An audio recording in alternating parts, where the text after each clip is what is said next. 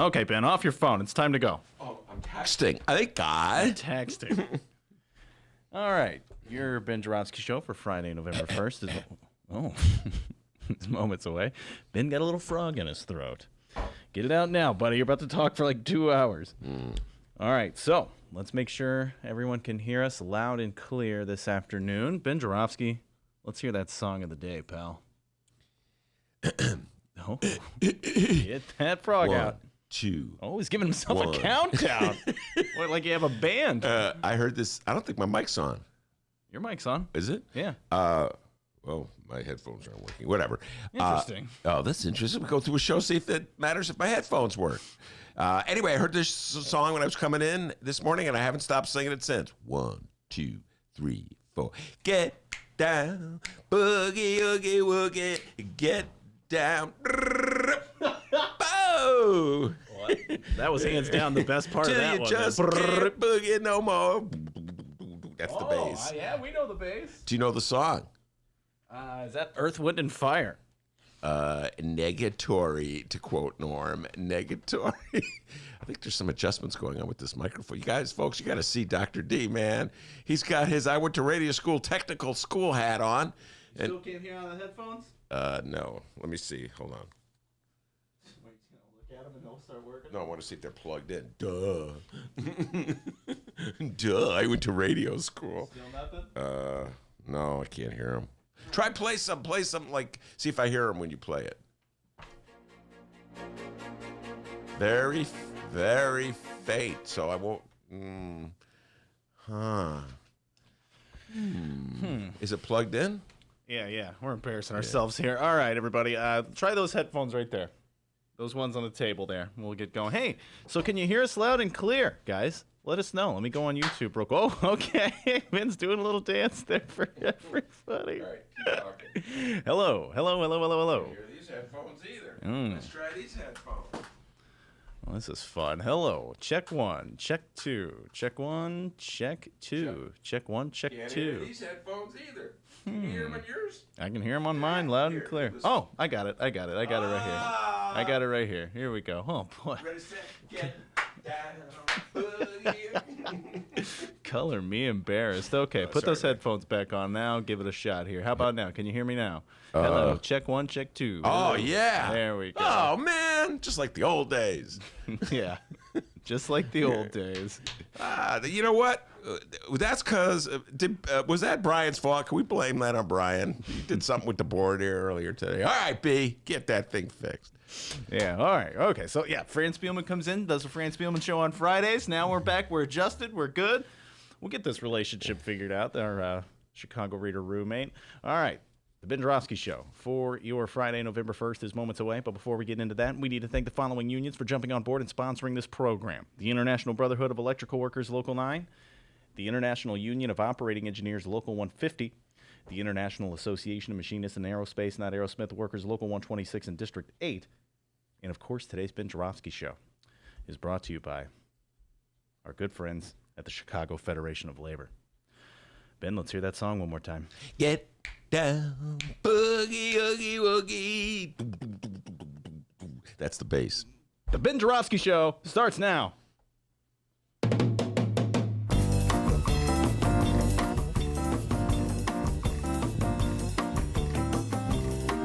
It is Friday, November 1st, and live from the Chicago Sun-Times Chicago Reader Studio on Racine Avenue, this is the Ben Joravsky Show. With working headphones.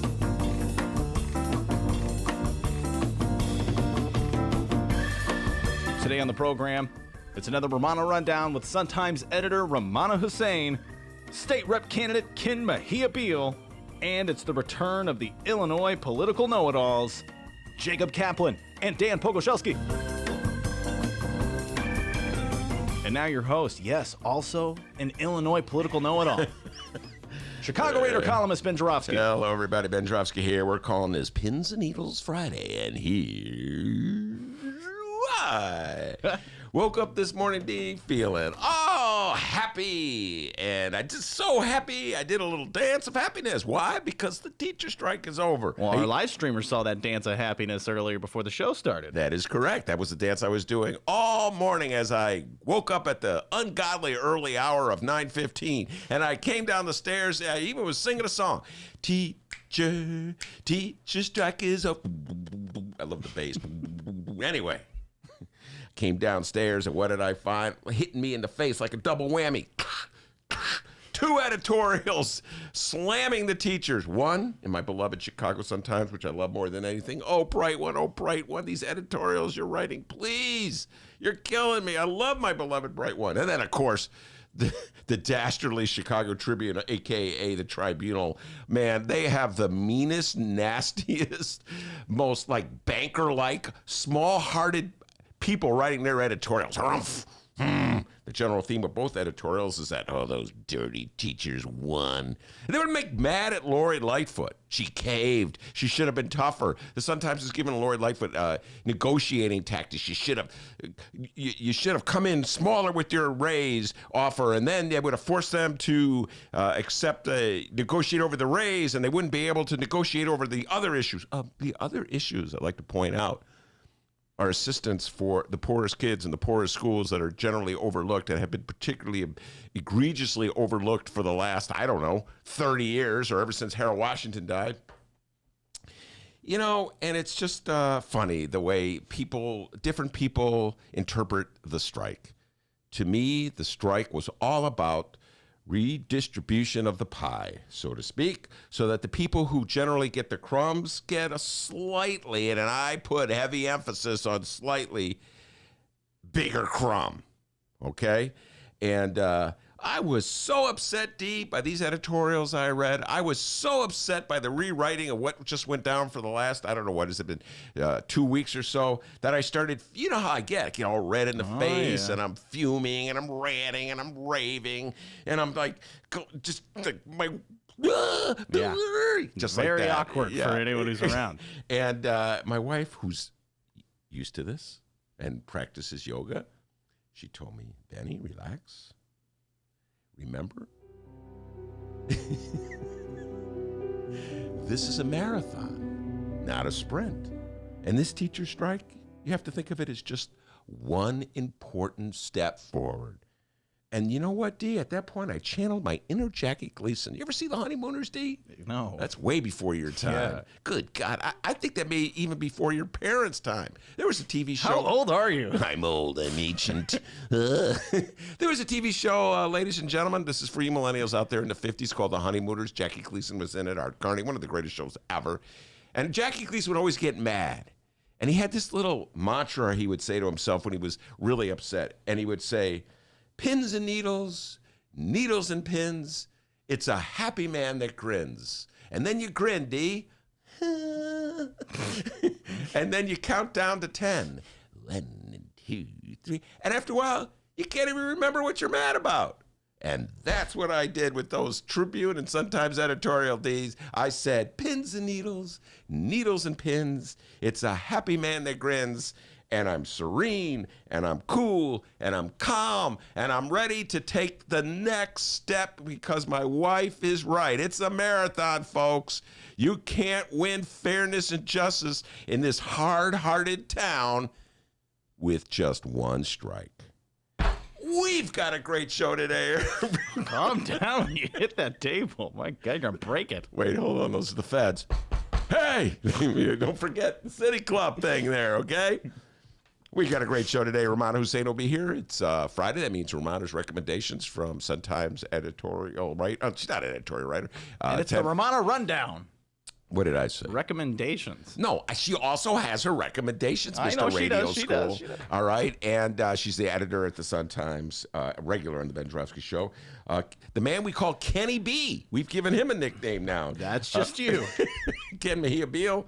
He's running for state rep in the 42nd district. This is one of my this is one of my favorite long shot bets in the upcoming the election year. He's running in Jeannie Ives' seat.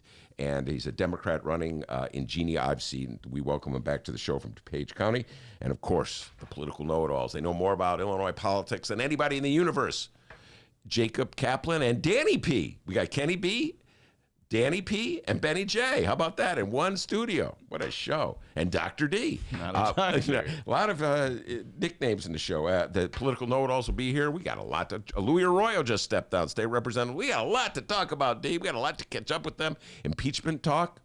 You know, the Dems got it together. Nancy Pelosi oversaw the impeachment vote yesterday. So a lot of political talk, national, local, state. A lot of teacher strike stuff to catch up with. So we'll get all to that. But we start, as we always do, with the young man from Alton, the pride and joy of the 618, the man they call the doctor, with the news. Okay, people, let's get to it. I'm Dennis. Let's find out what's happening in Chicago and or Illinois this afternoon. Actually, before we do that, let's talk to the live stream chat. You can wait. Quit tapping your pen on that desk. It's not good listening. Okay, we're going to make it a thing today. All right, so on the YouTube live stream chat, several of you are weighing in. Let's see. Oh, Barry knows what you're talking about. To the moon, Alice. Yes, Barry, God bless you. Somebody who remembers the Honeymooners. What a great show. Send Barry something, steak knives or something, all right? Barry, we're not sending you anything. Thank you for listening, though. You're awesome. All right, so yes, the Chicago teachers' strike is over. The kiddos are back in school, but before we put a button on this whole thing and go over the final details, we got to talk some statewide news, and we got to talk about the latest updates on Arroyo Gate. For those who may not know, earlier in the week, and in typical Illinois fashion, another one of our politicians' hands was caught in the cookie jar. And you know, if we had to come up with a flavor of that cookie, I would say Corruption Crunch would be an appropriate one. Not a cannabis crunch. Corruption. Hey, come on, pothead. Let's do the news.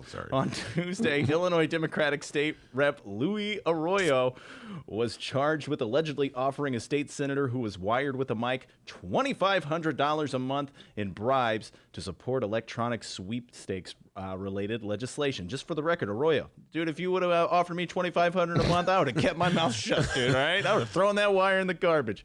Live like a king off $2,500 a month. Now, throughout the week. That's true. Yeah, whatever. Go, continue. I'm a single man. I live like a king off $2,500 a month. Throughout the week, allegedly turned into, more than likely, and several of his political colleagues suggested that he resign from his state rep position. Well, the following comes from the Chicago Sun-Times. John Seidel and Tina Sfondeles. Embattled state rep Louis Arroyo has resigned just hours before a House committee was to try to force him out. He resigned in a letter addressed to the long-time Democratic House Speaker Michael Madigan. Madigan has responded with a letter of his own, but before we read some of that, Ben Joravsky, on a scale of 1 to 10, 1 being the least, 10 being the most, how surprised are you by the resignation of Louis Arroyo today? And did you win any bets on the over-under with this announcement? I did not win any. I did not make any bets, believe it or not. That was, you would think I would have made a bet. And if I hadn't been so distracted by the Chicago teachers strike, I probably would have made a bet, probably with one of the know-it-alls who are coming in today. By the way, another know-it-all, the Northwest Side know-it-all, Dave Feller, has already announced he's running for that race. So a lot of know-it-alls in that area. I was surprised that he bailed. Generally speaking, this has been explained to me that politicians who are caught up in corruption scandals who have been indicted, they hold on to their seat as long as they can because they want the do-re-mi. Get it, D? Do-re-mi, as in money, money, money. So, you want the money. You don't want to give up the money when you have to pay your lawyer. So I was a little surprised that he stepped down. But I was not surprised so much that another Chicago politician, another Chicago Democrat, got caught up in a corruption scandal. It's only been going on since, I don't know, the beginning of the 20th century. But I was a little surprised that he stepped down. All right, let's go ahead and read House Speaker Michael J. Madigan, his letter. It was a statement Friday.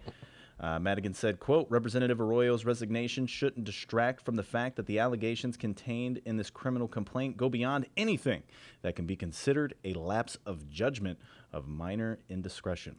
These allegations are beyond extraordinary, which is why it called for the creation of the Special Investigation Committee and possible disciplinary action. While every circumstance will not require this process, these particular allegations and the evidence demanded that every effort be taken to restore the public's trust. Although the disciplinary process will no longer proceed, there is still a focus on strengthening our laws to prevent this unacceptable conduct.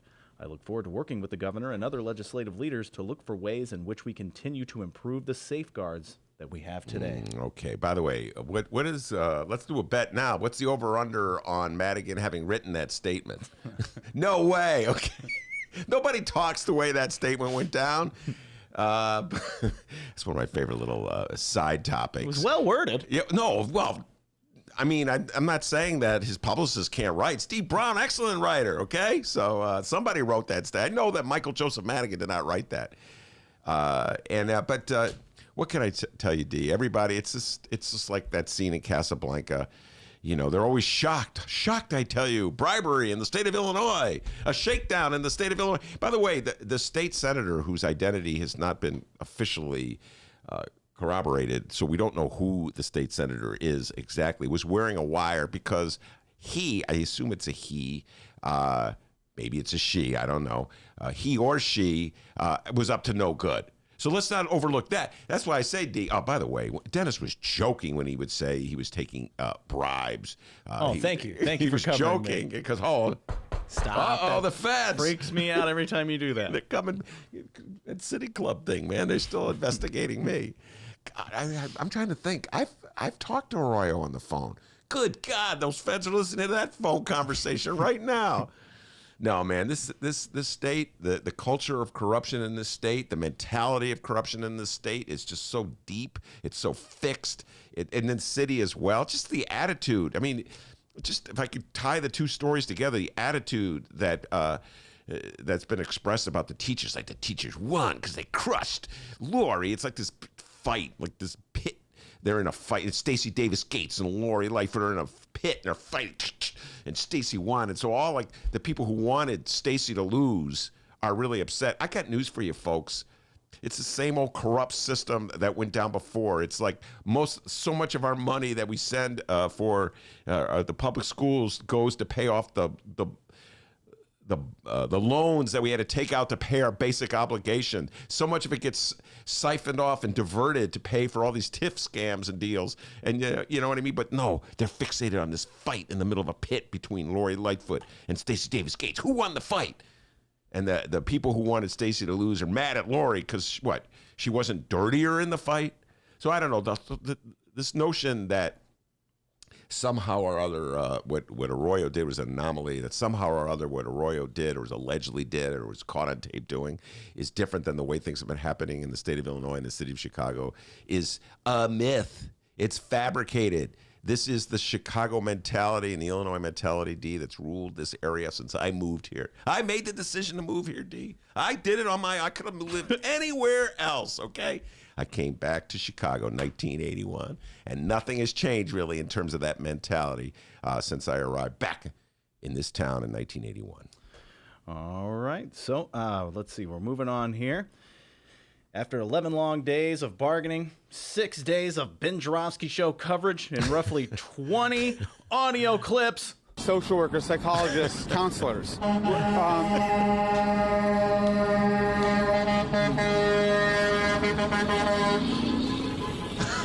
We think that adequate services to special education.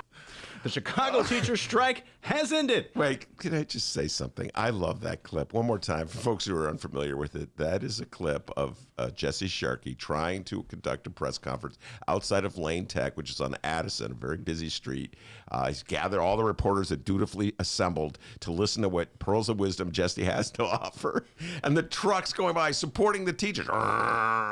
Clearly, those truck drivers are not reading Chicago Tribune editorials, Dee, okay? Then they would know it's all about sticking it to the teachers, all right? And keeping more money for those TIF deals. The Chicago teacher strike has ended. Yay for our teachers. Yay for our teachers. Mayor Lightfoot, get out those giant goofy scissors because a deal has been cut. Yeah. Let's go over the details in the new negotiated teachers contract. Chicago teachers will receive 16% in raises over 5 years, and additional staffing, 250 more nurses, 209 more social workers, and 300 librarians and other counselors. And committed to getting a social worker in every school by the end of 2023 and to spend $35 million to help reduce class sizes. Chicago Mayor Lori Lightfoot, well, she got what she wanted as well, a 5-year contract, and let us not forget, a 75% decrease of stress and anxiety on both parties. My God, this thing got tense. Yeah, it did.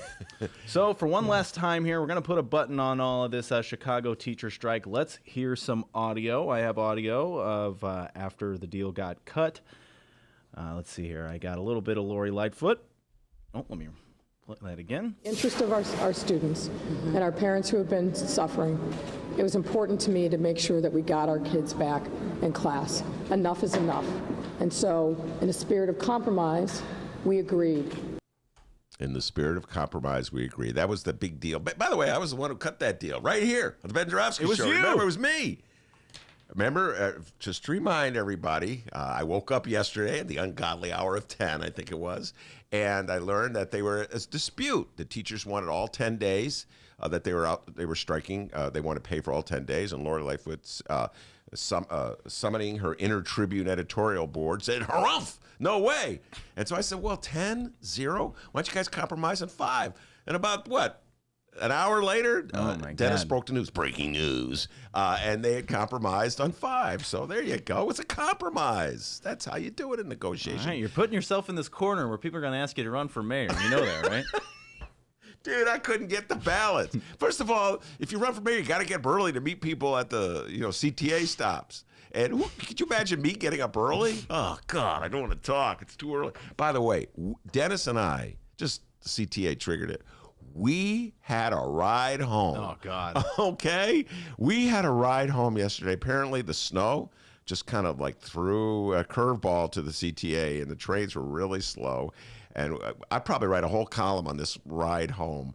But the part of the ride that was really illustrative about the way people in Chicago behave sometimes, D, was we're on the brown line. Now, folks, we've talked about this many times. The blue line is like for poor people. The brown line is for rich people. And since Dennis and I are fabulously wealthy podcasters, we're on the brown line. All right, so the brown line, generally speaking, the brown line gets faster, the trains come more frequently, everybody's nice and courteous, and you have all these hipster types and yuppie types on their computer.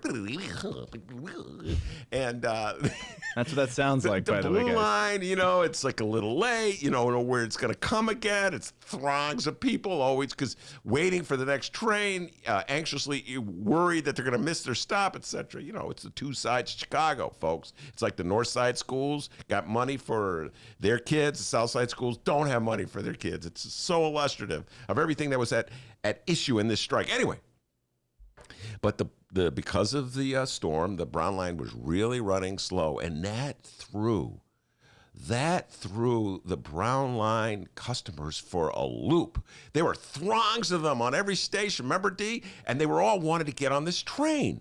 But there was no room for him. And the poor woman conductor was trying to tell him, there's 4 trains behind us. Remember, she counted it down, D? 1, 2, 3, 4. And all these hipster types with their headphones on. What do you think they were listening to, by the way? Oh, obviously, we're listening to the Ben Joravsky show. There you go. They can't hear her or whatever. They feel entitled. No, we're getting on this train anyway. Thing was like sardines in that train. They were listening to Chainsmokers. That's what they were listening. Oh my God, the chain smokers, millennials with the chain smokers. Anyway, so it was just very illustrative about what happens, how people react in a moment of mini, I'll emphasize, crisis. They're thinking of me. I want to get on this train. I got to get on this train. The ladies tell them there's 4 more behind. Nope, getting on this one. And someone's got to get out to get me on. Anyway, come on, Chicagoans. Come on, Brownliners. Or maybe like they're listening to something hipstery like Iron and Wine. You love them, right? My favorite group. I love their song Iron and Wine. I love their song Liver. Iron, liver, a lot of iron and liver. He's on fire today, folks. Catch him at Zany's. Taste of Honey is my group. That's the one that does Get Down, Boogie, Oogie. Anyway, Brown Line Riders, man. Brianna's weighed in on the live stream chat. Ben for mayor. And here's a motto. Vote for Ben and the tiffs will end. Excellent motto. So you're doing it. You're going to run? Yeah, run away. I think it'd be cool, like our first like late night mayor. Oh, he gave a press conference. What time? 2:30 in the morning. I'm at my best at 2:30, man. I have to hold back. A lot of times I call poor Dennis, man. He's got to put up with me. I'll be like 10:45. I call, oh, D, is it too late? No, you're polite now. You text me first. Are you up? Yeah, because in the old days I would just call him. And guests, too. You know, cutting deals, booking guests about 10:30. Uh-oh. You know, most people go to bed like 9 p.m. and stuff anyway. All right, so let's talk more about the Chicago teacher strike here. Yes. By the way, on Tuesday, we'll be on to other things. For all of our statewide listeners who want us to talk more statewide news, we're going to be doing that. On Tuesday, I'll be at the Hideout with Maya and Stacey Davis Gates. Good job. All right. You are such a great host. You're killing it, buddy. What can I say? Hey. Little Boz Skaggs, everybody. You're doing a little too much singing today. All right, so let's hear. We heard from Lori. Let's hear from the other party here.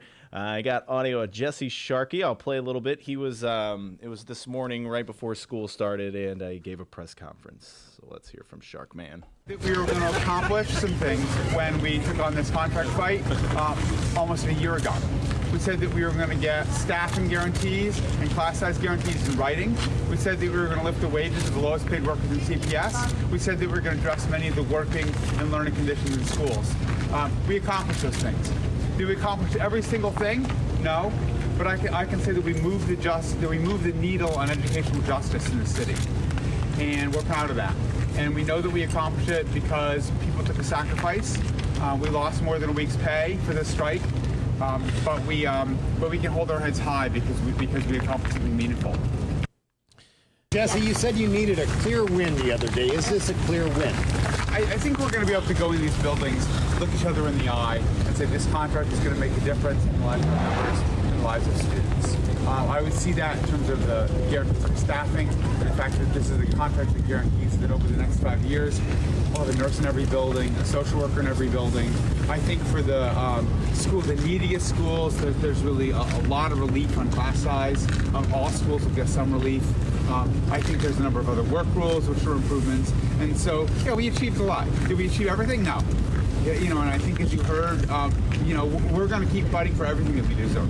Jesse, you said that it took way too long to get to this point. Is there anything you wish you could have done differently, or your team? I wish we would have started talking about the key issues back in July and August. We tried, but the board said this isn't an appropriate conversation for a labor negotiation.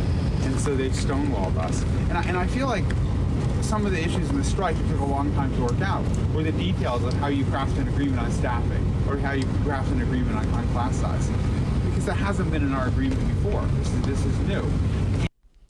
Yes, indeed. By the way, these press conferences, Jesse Sharkey press conferences, are held on the sidewalks with the cars rolling. There was like Dale Earnhardt Jr. in the background, revving it up. Was he wearing his red sweatshirt? Yeah, well, no, he had a like a red coat on.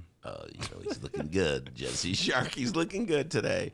But I don't, listen, he's right. We moved the needle on educational justice. That was the line he used, and like it's an inch forward. As I was said, it's not a sprint, it's a marathon.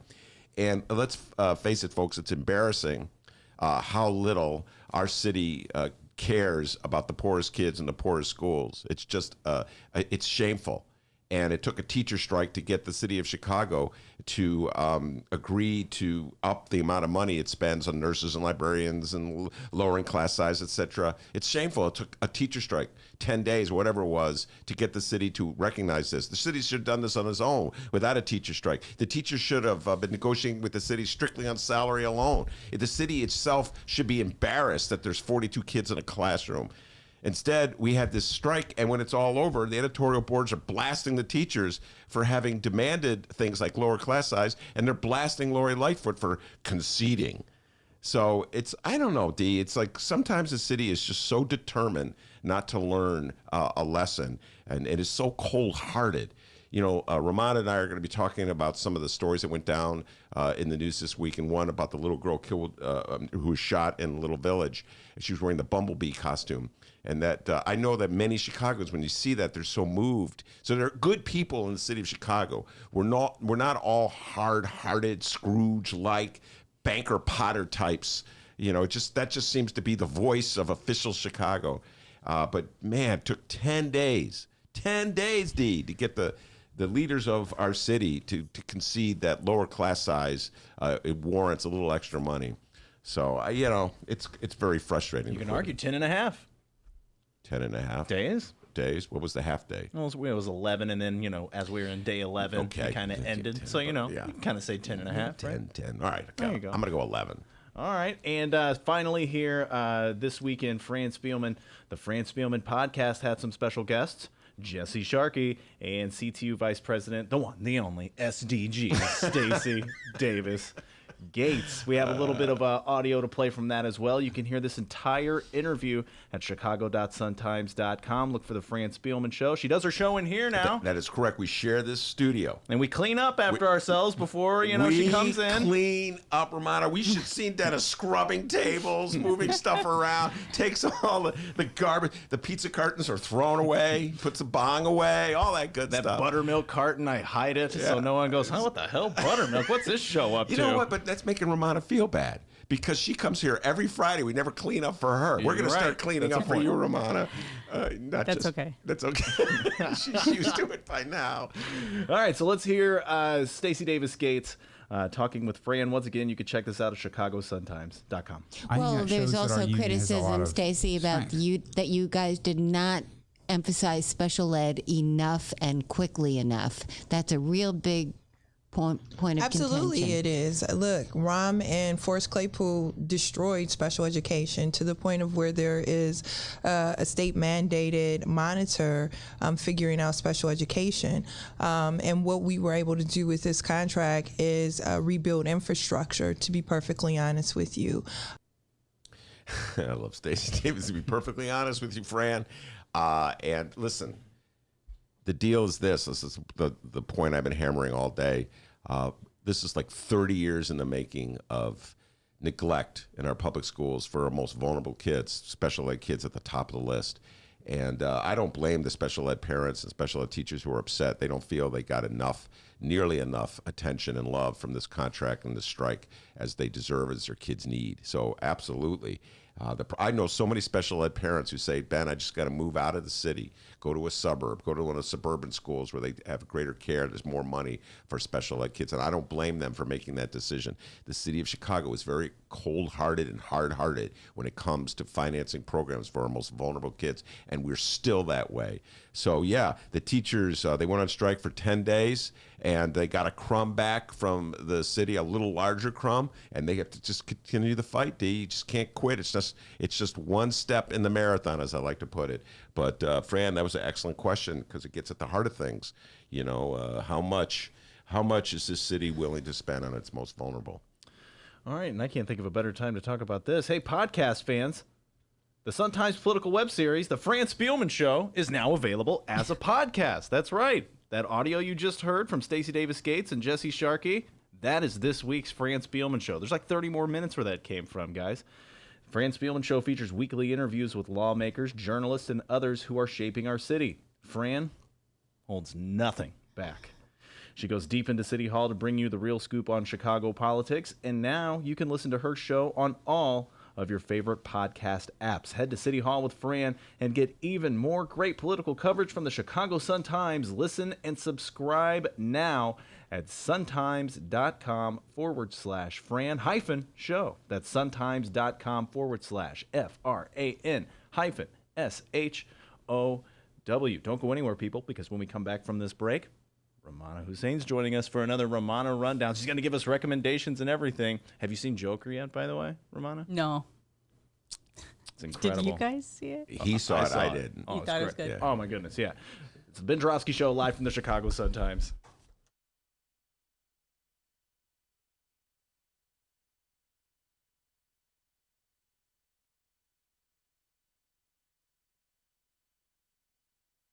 Read the Chicago Reader to get up to speed on what's what in Chicago.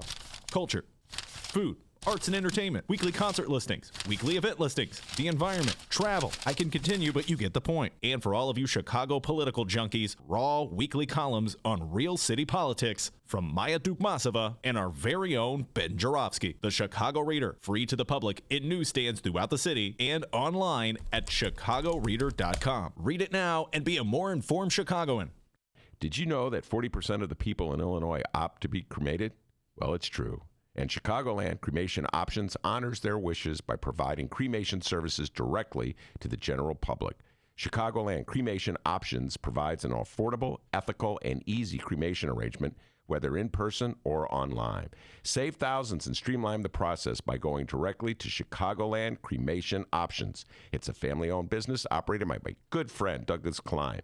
Here's how you reach them. ChicagolandCremationOptions.com. One more time, ChicagolandCremationOptions.com.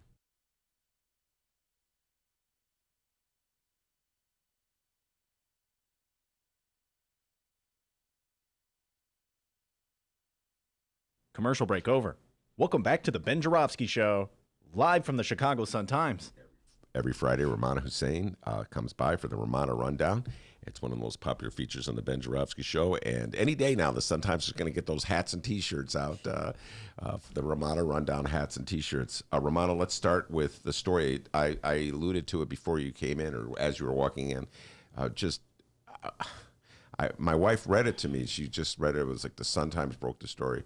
I think Tommy Schuber wrote it. It was about the little girl, and my wife just started reading the headline, and just a 7-year-old girl in a bumblebee outfit shot. And I just almost started crying. Just the bumblebee outfit, Halloween. The little girl gets shot on the southwest side of Little Village. Give us the updates on that story. Yeah, there's a little girl who was trick-or-treating yesterday. In the middle of trick-or-treating, she got shot. And I understand that she got shot in the chest, and she's in critical condition. So just literally like 10 minutes before I came in here, I just edited a story by Sam Charles, one of my colleagues and a reporter at the Sun-Times, and they have a person of interest in custody tied to the shooting, and they said they're still looking for others who may have been connected with the shooting. They said they quoted, Sam's story quoted one of the officers he talked to, maybe it was Guglielmi, from a tweet or his conversation with him, said that it was... Guglielmi being the PR person. This is a PR person for the Chicago Police Department, that it was a juvenile. Their gender was not revealed. So we do have that. I believe Sam had just tweeted right before I came in and he added stuff to the story. I actually was just emailing him while we were talking. He said that he updated the story, and I said, you can just update it yourself because, usually the editors have to do it, but I'm like, I trust him. So I told him just update it. Lori Lightfoot the mayor, had gone to visit the little girl. So I'm hoping that she's doing better,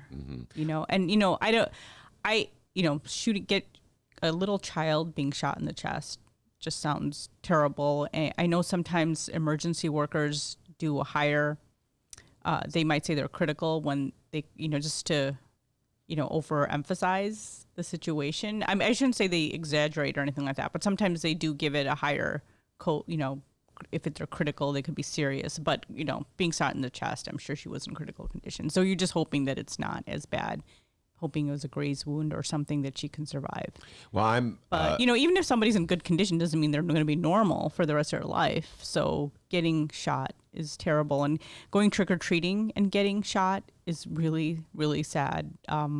My younger sister had a friend, we were talking about this yesterday because we're both in exercise class when this happened, and I saw the alert that came out, and she had a friend who grew up in, I should say, a more rougher part of the city, and she told me that he was telling her when they were talking about trick-or-treating, he's like, I never went trick-or-treating as a kid. A lot of us didn't. And he said that, I guess in those situations, people probably have little Halloween parties, or they probably just stay within the go trick-or-treating to the homes of people they know. But he was telling my sister that that was something he didn't do. So it's just sad that you think something is innocent, like a child just going trick-or-treating in her bumblebee costume, getting shot. It is really heartbreaking. It comes to that image of a little kid so innocent wearing a bumblebee costume. And she loved her bumblebee costume. You know what I'm saying? Yeah, kids love. It was so fun dressing up. Adults like dressing up. So just being a kid and dressing up and things that you like, it's just really sad. Going out. Yeah, I got sad reading that. So what this was happened it? in Little Village. Was it a drive-by or what? There was another person that was shot that was near the little girl, but he was not related to the little girl.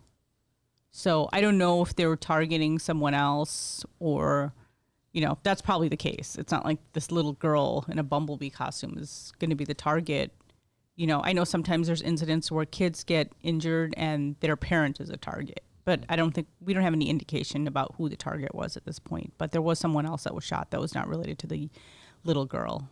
It's just, it is very sad. I don't think any reporter, no matter how hardened they are, read the story and be totally aloof to it. It's just very sad. Even hardened reporters in Chicago, and you do get hardened covering Chicago, have to be just moved by this. And just to remind everybody, Romano Hussein, before she was an editor here at the Sun-Times, covered the criminal courts building in Chicago for many years. So she knows a thing or two about how cases are prosecuted. All right. So when you said that there's a person of interest and it's a juvenile, what does that mean in terms of prosecution and going forward? Well, right now they're probably questioning this person. This person has not been charged yet. So they said, sometimes they're careful with the wording. They said a person of interest. Now, what does that mean? They're not a suspect yet. So it could be that they're just questioning the person. Sometimes people get questioned and they get released. So if it is someone that they suspect committed this shooting or was tied to the shooting in any way, they have about 48 hours to charge this person with a crime, but we don't know right now. Sometimes they could question someone. They say it's a person of interest and that person is released because maybe they don't have enough evidence or this person wasn't involved with it. But it seemed like the police pretty early on said they knew who, this person was, or I don't know if it meant the person who pulled the trigger or people connected to the shooting. So they are still looking for people. And just because you didn't pull the trigger, if you are the getaway driver in a shooting or you gave the gun to someone and you're connected to it, you can still be charged with, aggravated battery or attempted murder. Depends on what the situation is. And the fact that the person of interest is a juvenile. So again, it's just a person of interest. I'm just reiterating what Romano just said. So we don't know if he or she will be charged. But if he or she is charged as a juvenile, what does that mean? Well, if they're charged, so you can be 16 or 17 and still be charged as an adult. I think I've rarely seen a 15-year-old charged as an adult, but you can be a juvenile technically and still get charged as an adult if you're kind of closer to the 18-year range, 18 adult range. So, I've been at 26 in California and I've seen 16 and 17-year-old kids come through the system. They look really, really young, some of these kids. So I would say that if they're 15 and under, I might have seen some 15-year-olds also charged as adult, but I would say that if he's 15, 14, they would be charged as a juvenile. That means they would be in the juvenile court system. They wouldn't be at 26 in Cal if they were charged with this crime. And the juvenile system is completely different. There's different terminology that's used. Even reporters, you just can't walk into a courtroom, even though legally you can. At juvenile court, you have to first go to the chief judge's office or the, whoever the chief person is there, and you have to get a special pass. So, and the sheriff's deputies in those courtrooms check to see if you have that pass. Even though all you needed, I think we read the rules once, me and the Tribune reporter, and said all you need is a press pass, but they want you to get another pass to say that you're cleared and you can sit through the courtroom. I see. And then a lot of times when you're waiting for the case, they don't let you come into the courtroom until the case is called. The specific case that you're there to report. And so they're very, they clamp down on, they want to protect these children's identities. And in a case like a juvenile case, we don't use the name. If they're charged as juveniles, we don't use their name. They're, you'll say the suspect or, there was that case where, these girls were involved in a fight, and then there was a girl that shot this other young woman, and we say the victim's name because that person died, but we don't say the name of the juvenile that we call them juvie that's in court. So you don't use their names. You have to be really, really careful. And at some point, does that end? Let's say a person is convicted of a crime, convicted of a shooting when he or she is 16. When that person hits the age of 18, do the rules change and you can then name them? It probably depends on their sentencing, right? I don't know if you've probably been listening to the podcast Motive with Frank Main on Thaddeus Jimenez, who was very young when he got charged. But he got sentenced to, I think, 50 years in prison, and he was in the juvenile. Is serving his time in a facility. This is, I think, sentencing. He was fulfilling his sentence as a juvenile in Joliet, where they had a prison for kids or for younger suspects. And then once he hit 18, he got sent to Stateville. So I think in terms of punishment, it's a little different. Yeah, I have not heard that, Frank Main. I've been listening to it. It's really good. Yeah, I covered that case, so I remember his exoneration. I covered his exoneration, so I was pretty interested. And I remember this is a murder case where Thaddeus Jimenez was charged with the murder, and he was the youngest person. I think he was a juvenile at the time, and he was the youngest person to be. He got out at 30. He was the youngest person to be exonerated of a crime. And he got a big settlement. Yeah, $25-30 million. I don't know, but it's just it's a very interesting case. You should listen to it. Yeah. They're only half hour long. And instead of investing the money into the stock market and turning his life around, he started his gang. Yeah, he started a gang and invested the money in cars, and etc. And it's kind of a utterly depressing story about a human being. All right, let's move on. We're talking about crime in the city of Chicago and the little girl who was shot yesterday. And of course, that's symptomatic of a lot of crime, just senseless shootings that happen in our city all the time. In the middle of it all, Donald John Trump, President of the United States, came to town to offer his thoughts on shootings and crime in the city of Chicago and the proper way to deal with it. And that happened on, I believe, Monday. Yeah, I've lost track of time. I have the Sun-Times front page here with Trump comes to Chicago to insult us in person. Great coverage by the Sun-Times. Lynn Sweet in particular did a great job on that one. Wow. And he went after Eddie Johnson because Eddie Johnson, the police superintendent of Chicago, did not attend this police chief's, he was there at the police chief's convention, but he didn't want to. He said that he was not going to be at Donald Trump's speech. And then Donald Trump, I walked into the newsroom right when I heard him say, there was supposed to be one guy here today, and that's, but he's not here today. And he called, and Donald Trump said it was insulting because Eddie Johnson didn't come. So we know Donald Trump takes everything way too personally. So then he started going after Eddie Johnson and said the reason we have this, high crime rate in Chicago, and then he goes off on Chicago as if Chicago is the only city in America that has this gun violence problem, and started talking about how Eddie Johnson is the reason that we have this high crime rate and, his stats. And then he said that it was safer to be in Afghanistan, that's how I pronounce Afghanistan, so than Chicago. And I don't know, maybe there's some stats that are, true in certain instances, but I don't know. Some people were kind of breaking down whether that's true or not. And they said actually the United States as a country is probably less safe than Afghanistan. Maybe not Chicago. So people are just kind of breaking it down. They're like, well, it's not like he's doing anything about gun violence anywhere else. He just really targets Chicago. Yeah, for all the obvious reasons. Yeah, and then Lori Lightfoot, she was asked about his comments, and Eddie Johnson was asked about his comments, I think the day of or maybe the next day. And I think Eddie Johnson said, what's the point? I don't need to respond to him. And Lori Lightfoot kind of swung harder. And then today she said I think there's a Twitter war going on again between Donald Trump and, city people from the city. But I think Lori Lightfoot just responded like maybe about an hour ago. And she said, you only serve yourself. The crime wave you should be concerned about is the one you are perpetuating against the American people.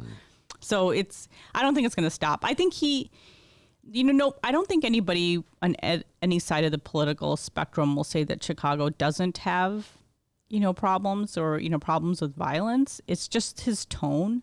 I think a lot of people have problems with.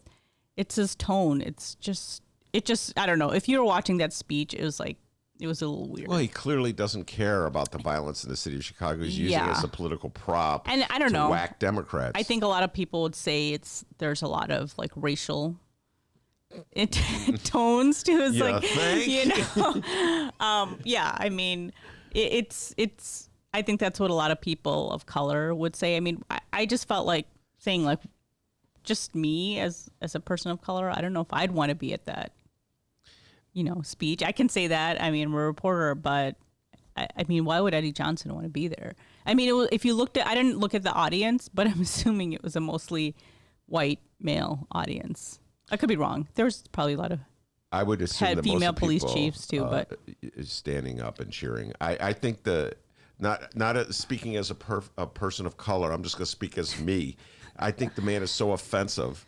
If Donald John Trump wanted to do something to help the city of Chicago with its crime problem, there's a lot he can do. Yes. He's only the most powerful man in the country right now. He controls the purse strings, so he could send money. We could hire more police. We could hire more detectives. We could open more mental health clinics. And he's got the money. Yeah, and the thing is, like, he starts just bragging about himself. He's like, I've done this and I've done that, and I've done the most, to curb crime or whatever. But let's face it, this is like reaction to him getting, they couldn't show up in Chicago when he was a candidate for president and he was supposed to speak somewhere. USC. There were so many counter protests that he never showed up and left. So we know he has a thin skin and he doesn't like people booing him. So I think this is just a reaction to that. I mean, I think someone said that today that he said he's going to move to Florida because he doesn't feel like he's being treated fairly, maybe in DC. And I don't know if you watched the World Series. Yeah, the World Series when the Nationals were playing in DC. I think he got booed. And then people started yelling "lock him up," which is what he says about Hillary Clinton. So he's so thin-skinned. It's like, okay, so now that he's booed in his own turf, he's like, I'm going to go to Florida.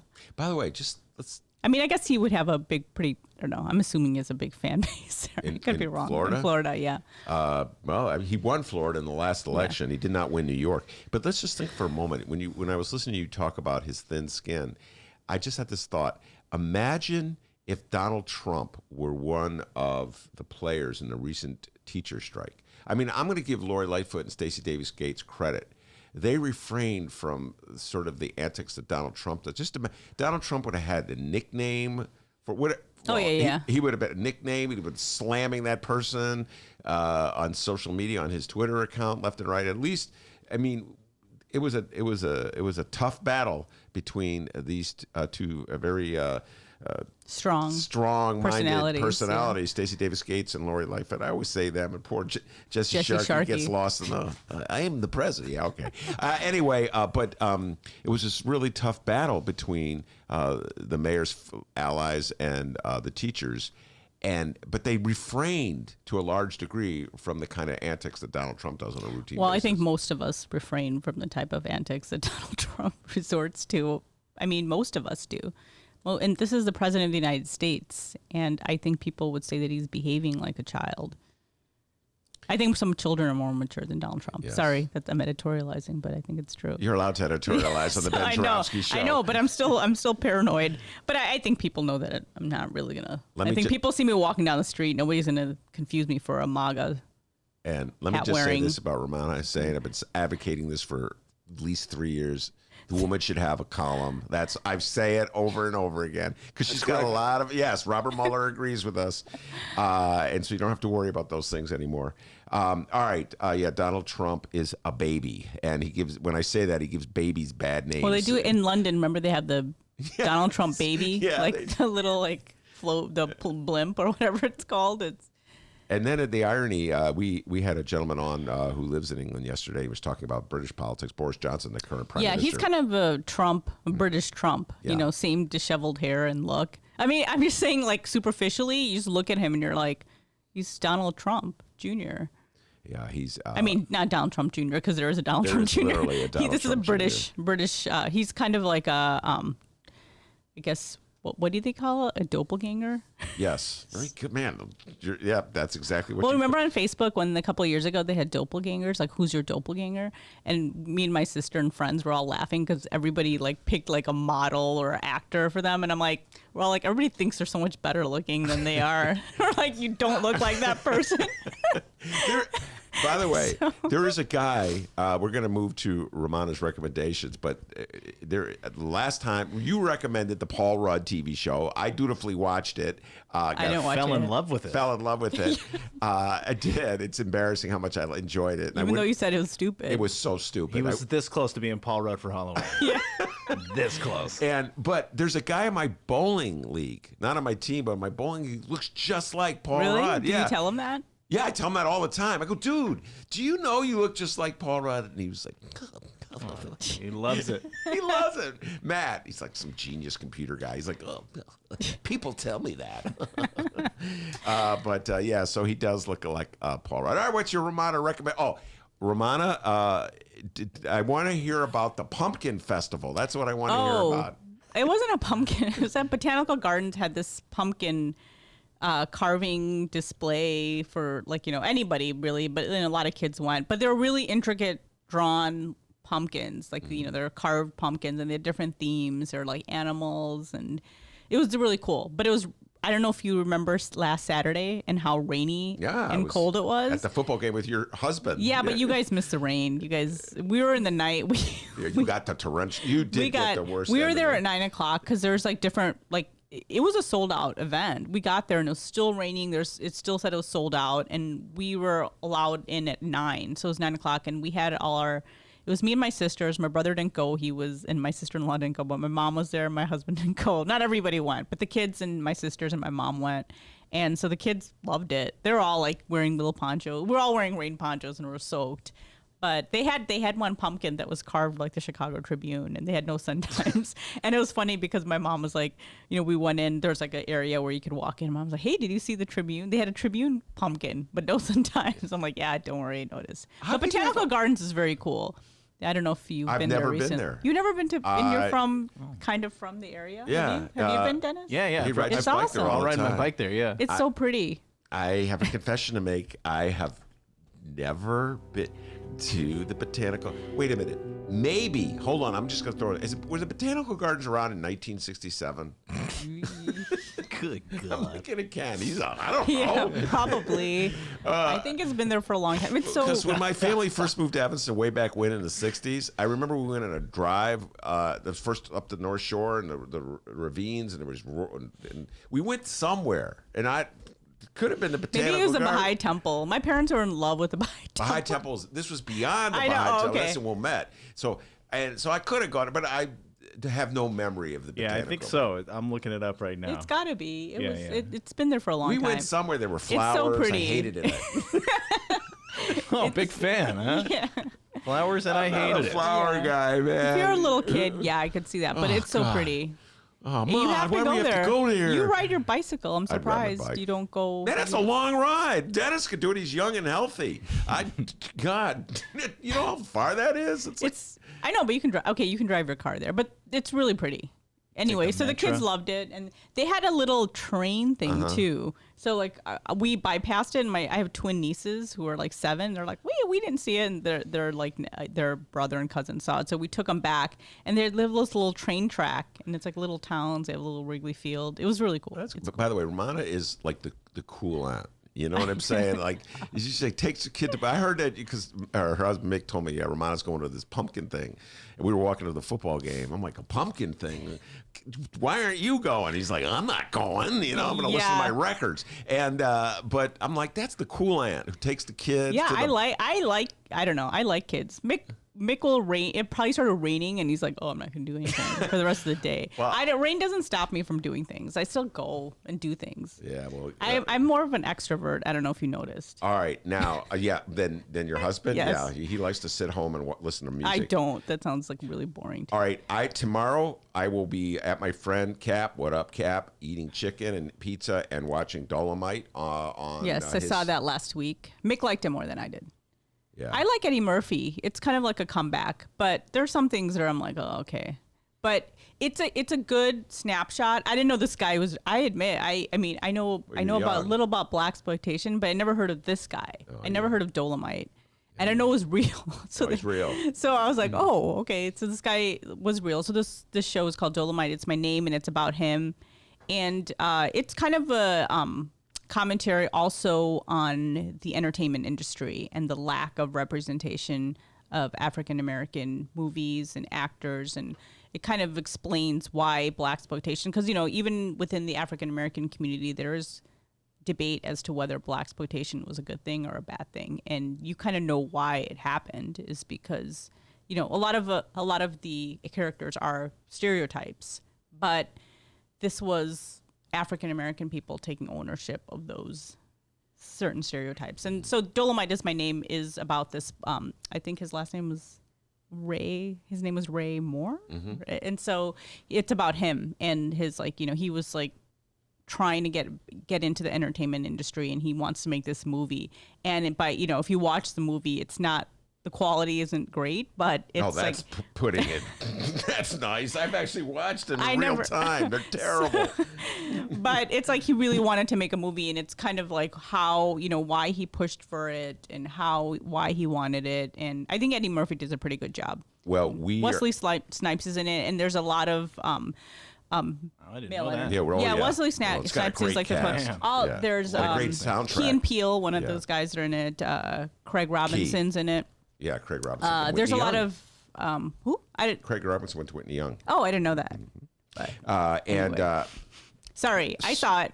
And she gives it 3.5 stars, which is pretty good. 4. Okay, wow, 4 stars, 3.5 stars. We will be having, I'm happy to say, Sergio Mims, who comes in the show, is a movie expert from Black Harvest Film Festival, and Lee Bay has agreed to do this as well. Cool. And we're going to have one of our bonus discussions on Dolomite and blaxploitation movies. It's going to be total geekdom, so we're going to have a lot of fun with that. And we're going to get you in as soon as you see it with Maureen O'Donnell. I'm throwing this out there once you've seen Parasite. Okay. Because that movie is definitely worth taking the deep dive. It's maybe the best movie of the year, although the doctor has given 2 thumbs way up to the Joker the Joker. Oh, you want to see? I do want to see the great. Joker. Yeah. I don't know if I'll love it, but I probably will like it. Oh, it was really good.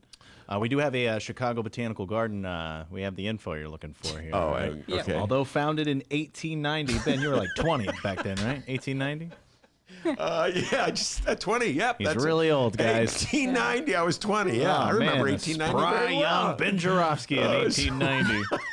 Although founded in 1890, the Chicago Botanic Garden was open to the public in 1972. Shout out to Pat Whalen for that information. Oh, wow. Pat. Maybe so. You probably weren't didn't there. go. I have literally never. I don't know where they dragged me. The year was 1966, and I don't want to go. You're getting in the car. We're driving to the North Shore. I don't want to. And it was like, I remember that. Like, have you ever been on the ravines? It's really no Maybe joke. you're in Lake Forest or something. Could have been. I don't know. He was 70 back then, 1967. But yet, I was like, I had the mind of a 10-year-old. Anyway, I let's set the record. I've never been to the Botanical Garden, so maybe I'll go. You there should this go. year. All right, I'll go with. I think you'll like I'll it. go with Mick Dumke. You guys there we should. Field go. trip. You can go on a field trip. All right, Romano Hussein, thank you very much. She will not be here next Friday. We're giving her the Friday off, so she's going on vacation, but she'll be back the following Friday, Yes, correct? I will. Well, wherever you're going, have a great time and enjoy it very, very much. Romano Hussein is our guest, and the man we call Kenny B is on deck. We're going to bring him on right now. Well, right now. No, not right now, after this break. Yeah. I can't believe. Hey, everybody, what you're about to hear are the piano stylings of Jeff Manuel. Man, listen to Jeff go. Jeff Manuel has been playing piano around Chicago for years. He's played for conventions, for celebrities, played in basement bars with blues bands. He's played at prestigious social clubs, fine restaurants, and in the intimacy of private homes. Book Jeff Manuel at jeffemanuelpianist.com. Don't worry, I'll spell his name at the end of this commercial. You know what Chicago Magazine said? They said that Jeff Manuel is, quote, as comfortable with Chopin as he is with Cole Porter. He's excellent and his performance is joyous. He offers an elegant stream of compositions and interpretations that entertains the mind but won't hurt the ears. To hear more of Jeff Manuel's work and to book Jeff for your next event, go to jeffmanuelpianist.com. I'm going to spell it out for you, people. J-E-F-F. M as in Mary, A, N as in Nancy, UELPIANIST.com. Take it away, Jeff Manuel.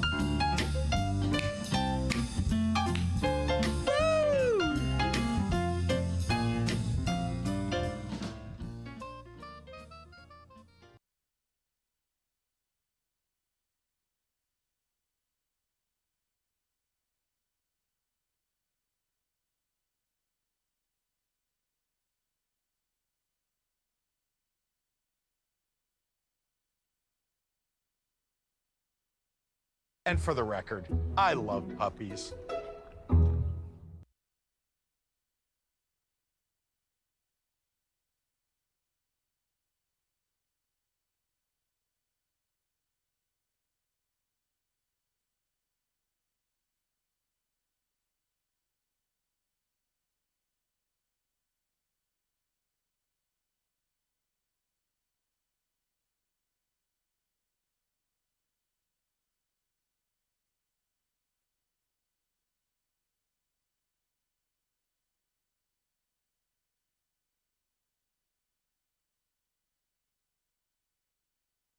All right, everybody. Hour number 2 of your Ben Joravsky show for Friday, November 1st. Ben, happy November. Oh, thank you. Happy November to you.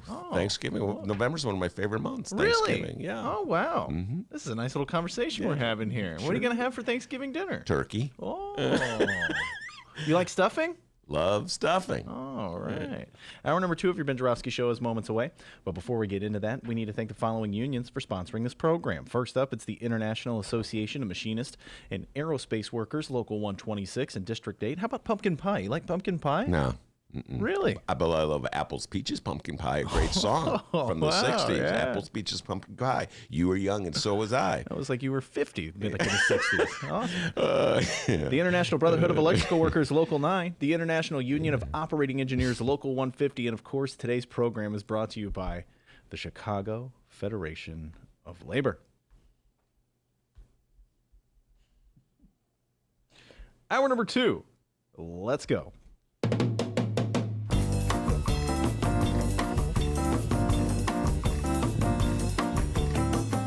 Thank goodness it is Friday, November 1st, and live from the Chicago Sun-Times Chicago Reader Studio on Racine Avenue, this is the Ben Joravsky Show.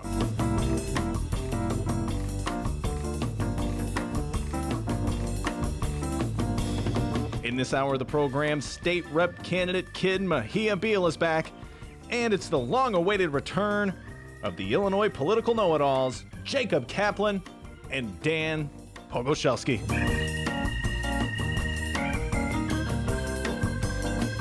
And now your host, doesn't like pumpkin pie, apparently. Nope. Chicago Reader columnist Ben Joravsky. Ken Mejia-Beal in the studio, 42nd District. That's DuPage County. I love talking to this guy. He is running in Jeannie Ives' old seat. If he wins, I'll be so happy. I'll do backflips about that if he can get elected in Jeannie Ives' seat, and we'll explain why in a bit. But before we do that, D, you got an update? Absolutely, I do. Right now at chicagoreader.com, and we're going to post this on the Ben Joravsky Show Facebook page once the show's over for today. You're listening to the show right now.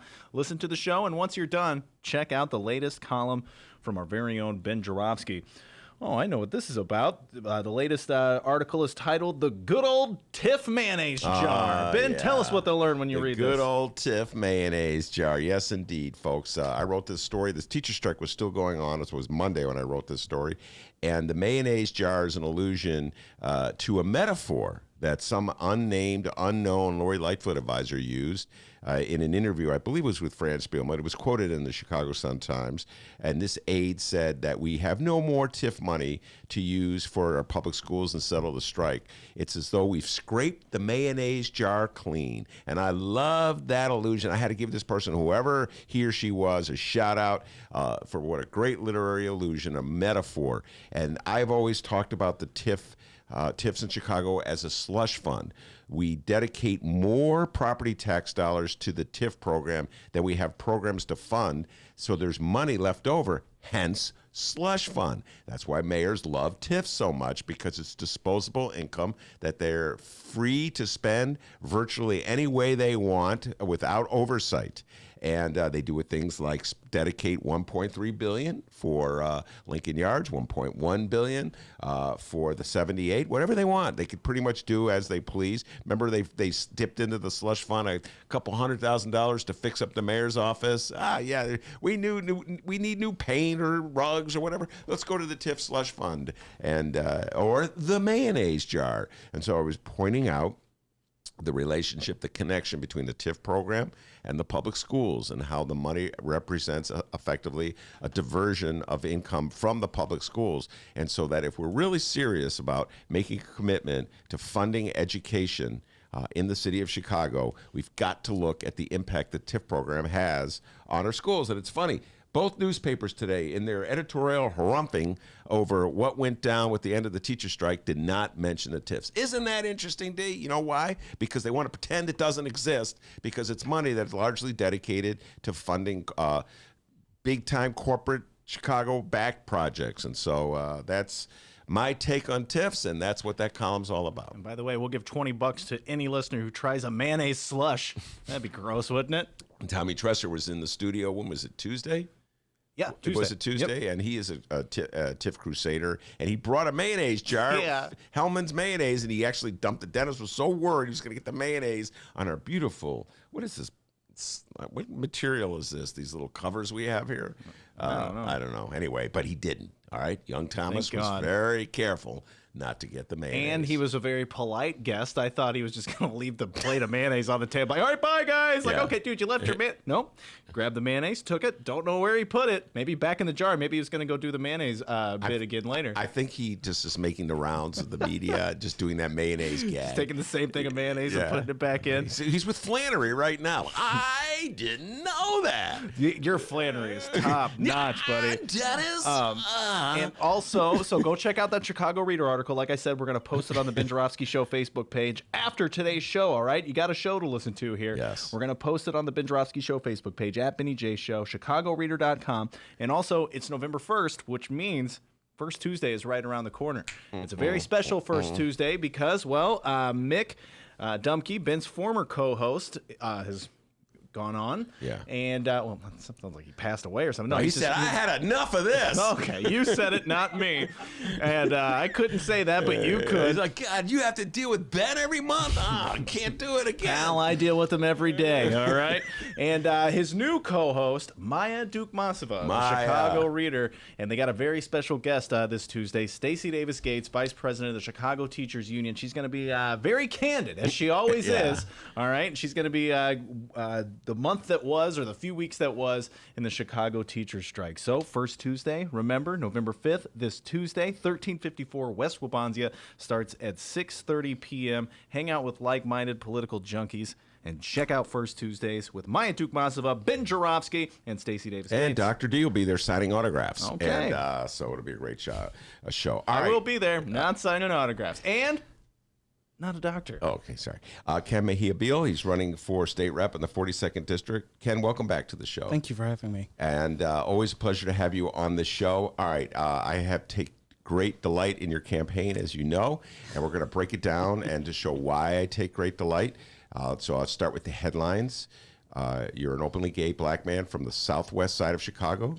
And look at your background a little bit, and you're running to in the district that once was represented by Jeannie Ives, who is about as far to the right as you can get in Illinois politics without falling off the earth. That's correct. Thank you, Robert Mueller. And if you are victorious in the 42nd district, that will be a sign that wonderful things are happening, at least in DuPage County. Yeah. So that's why I am so enthusiastic about your campaign. All right, let's talk one more time. Remind folks, tell just a little background on you, how you got to the 42nd District. You didn't start there. No. That's the sort of the end of your journey. Yeah, so I moved to the 42nd about a decade ago. I was 24. I moved there for work, and I love where I live. So I stayed there, and in the last 10 years, I've become very active in the community. I've worked on healthcare issues, environmental issues, actually going into the community, talking to people and seeing what they need. I go to Springfield, I talk to state reps, state senators, and I try to get stuff done. That's why I'm running. Because for far too long, especially, in DuPage, we have a very partisan system where, Democrats win and we only work within our own silo. And Republicans win, and we only work within the silo. What we need is someone that says, okay, I'm a Democrat, but it's my job to represent everyone and to do it fairly and equitably. So that's why I'm running. Now, have you ever been involved in DuPage politics before this? This is your first go I'm the former program director for the Democratic Party at DuPage County. So you have a little sense of the development of Democrats. And Democrat at DuPage, is it Democrat at DuPage politically, ideologically on the same page as, let's say, one in Chicago? What are some of the differences? So this is the biggest difference. The biggest difference is within DuPage, we have a lot of different factions of Democrats. You do have the more centrist Democrats. You have, especially a lot of the far left. You have more progressive. It's a combination. There's not just a stamp for who is a Democrat and who isn't. So it's a different way of navigating. As someone that, was originally from Chicago, there is a difference between a, South Side Chicago Democrat and a typical DuPage Democrat, in that a typical DuPage Democrat doesn't exist. We come in different sizes and different ideas. But what's happening in DuPage, and what I'm really excited about, is we take those ideas, we try our best to work together, and we try not to do the purity test. I'm against the purity test, and I'm happy to be amongst people that can say, okay, I might not agree with you in this area, but let's talk about and work on what we can agree on. Because the one thing I think we forget as a Democratic Party is when we do the purity test, we allow people that are not going to even invite us to the table to make the decisions. I would rather work with someone that we slightly disagree on a few things, but I know I can come to them and work on those issues a little bit later. All right, you talk about the purity test. Yeah. What are there some issues that to you just are sacrosanct that you cannot compromise on that are effectively purity test issues? Yeah, so I am very openly, for example, I believe that a woman's right to choose, for example, that to me is a medical decision that's made between a woman and her doctor, and I believe that, just as the Supreme Court believes, that it's legal. There are people that completely disagree with that. Some of those people happen to be Democrats, and they disagree with it on religious reasons. I'm not going to bend on that. That is where I stand on that. So instead of me trying to beat them over the head to make them know this is where I stand and I need you to stand with me, I say, okay, I'm not going to change my mind here. You're not going to change your mind. What else can we work on together? And I think if we do more of that, we can accomplish more. Well, you are running in a situation where you almost have to espouse that attitude because it's not the bubble. See, I'm so used to the bubble. Yeah. Not just literally this little room I'm in that's like a bubble, but the bubble of Chicago politics. Yeah. Now, we have in the city of Chicago, you know this, because you're originally from the southwest side of Chicago, Pride and Joy Kennedy High School. Yep. You know that there's divisions even in Chicago, like this recent teacher strike. Absolutely. There were some bitter divisions in the city between some people who supported Lori and the people who supported the teachers. So it's not as though we don't have our own variation of this purity testing. Correct. But in the suburbs, it's like a real deal because no matter what you say on shows like mine or to other reporters, they're going to label you like you're the second coming of Attila the Hun. Do you follow what I'm saying? Yeah. They're going to say all these you're saying all the right things to, like Lauren Underwood did, for instance, but they're going to try to scare the people of 42nd district about you. Yeah. I mean, because I'm an incredibly scary person. I mean, I'm smart. I'm articulate. I can form a sentence, and I have ideas. You're scaring the crap out of me with all this. And I can actually pass policy that can help the community. And if those things scare you, then I don't apologize. I've never been someone to apologize for being smart or articulate or successful. And if that scares people, I think it says more about you than it does about me. I just mentioned Lauren Underwood. Yeah. What are you thinking of how she's handled her position since she took office in 2017, January? No, 19 January. Anyway, she just took office. Yeah, sorry. We've lost track of time. So how do you think she's doing? Is she a role model for you? I was just with her Saturday night. I think she's a great role model, not just for me, but for everyone. She is an example of someone that, against all odds, still ran and won.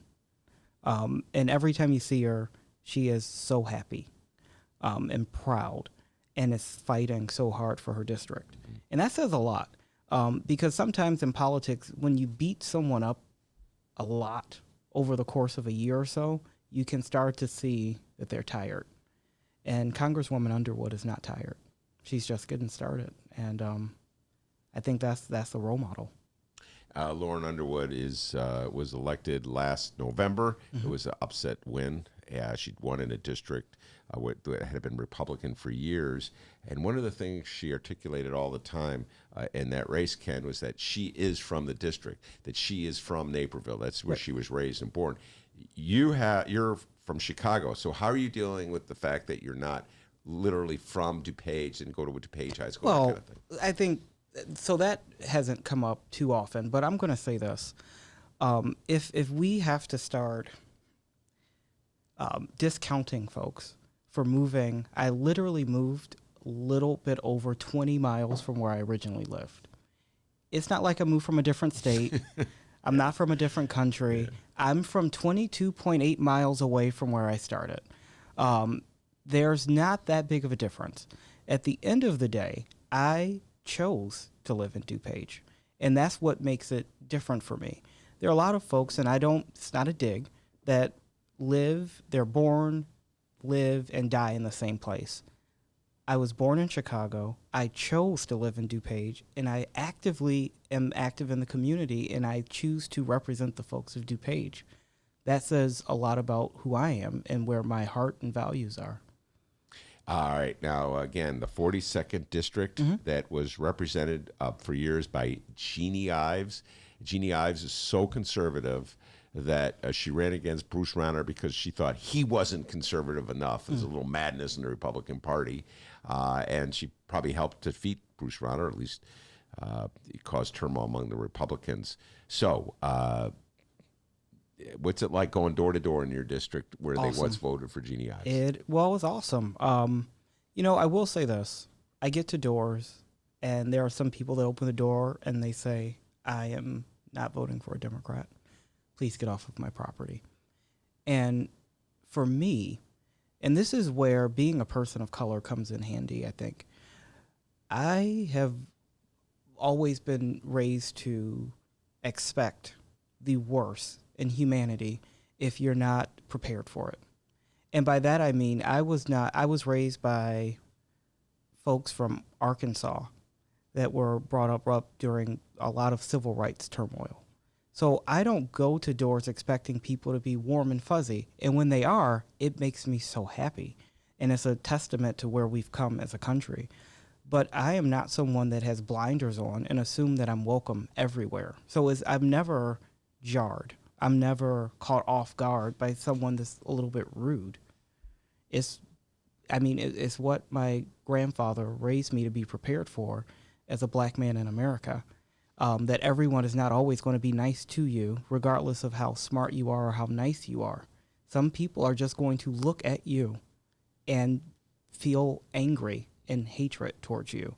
You have to be prepared for that. Because if you're not, you go into the world and you are sensitive and you're broken. And I wouldn't have made it this far if I didn't have that about myself. Has anybody ever slammed the door in your face? Oh, absolutely. Yeah. Stuff. I mean, it's a door. Stuff happens. Someone threatened to get their dog. That happened once. I get yelled at. Some people call the police. It happens, but at the end of the day, it doesn't happen that often. Mm-hmm. And 99% of my visits at the door are awesome, even when they don't sign. They don't want to vote for a Democrat. They still listen and they still show respect. The experience that the negative ones are so few and far between, that they are not even in my front mental right now. What get happens a lot at the door for me are people that are positive, people that are open, people that are excited that I'm there. And even when they're not, they're still respectful. And I've had so many, especially Republicans, that say, I'm not going to vote for you, but I appreciate that you're at my door. And that means a lot. The person that called the cops on you? I mean, it happens. It happens. It's happened twice. But you have to remember, so when I say it has happened twice, I've been knocking doors consecutively since August 3rd. It is now November 1st. I have taken one day off. That was October 19th. Is the only day that I have not gone knocking doors. What was October 19th? I can't remember what October 19th October 19th, it was the day that Madonna came to Chicago, and I took the day off. What? I'm surprised I didn't take the day off. I took the day off. So keep that in mind. Wait, tell me, did you go to the concert? Yeah, I did. VIP section. How come he got tickets and I didn't get tickets? How come you never told me you loved Madonna so much? Be honest with you guys. To quote Stacey Davis, I'm going to be honest with you, Dennis. Not a big Madonna fan. I like the one movie, League of Their Own. Ever seen that It's a great movie. Yeah, and I like the fact that she stands up to Trump a lot. I like that. There was a lot of that on October 19th. Top Madonna song. What is it right now? Love Tried to Welcome Me. Bedtime Stories, 1994, track number 11. Dang. Whoa. I could see young Kenneth listening to Madonna back in the day. Southwest Side. Whoa, I love Madonna. What is it about Madonna that you like so much? So growing up, I knew I was different. And I didn't know what was different about me. When you grow up, so as a person of color, I grew up in a house filled with other people of color, in an African-American house. So we had that. But there was always something that I knew I was not like everyone else in my house. And I didn't know what it was. And I remember being maybe 6 or 7 years old. And I didn't know what it was. And I stayed up really late one night. And I watched HBO's Madonna's Truth or Dare. And I saw people that I knew I was not like. How old were you? Maybe 5 or 6. Dang, okay, that young. Yeah, I got in a lot of trouble. How old for are you that. now? 34. Okay, you're so young. I got in a lot of trouble. But I knew that there was something there, that there were people like me around this person. So even when you were 5, you just had a sense. I didn't know what it was, though. I will tell you, my first Madonna concert was in 2001, and I get there, and I was terrified because I was there, and there were a lot of other gay men there, and I did not realize that Madonna was like a gay thing because I just didn't know what it was. So it was a little bit scary and shocking for me. Where was this? Where was the concert? United Center, 2001. And so I was like 15. Yeah. I was very young. Yeah. And what did your parents say? Like, were they surprised that you like Madonna? No, my parents have always been very, I mean, I grew up in a house where it was a lot of funk music, a lot of Prince, a lot of Tina Marie. You know, my dad was a disco DJ back in the day.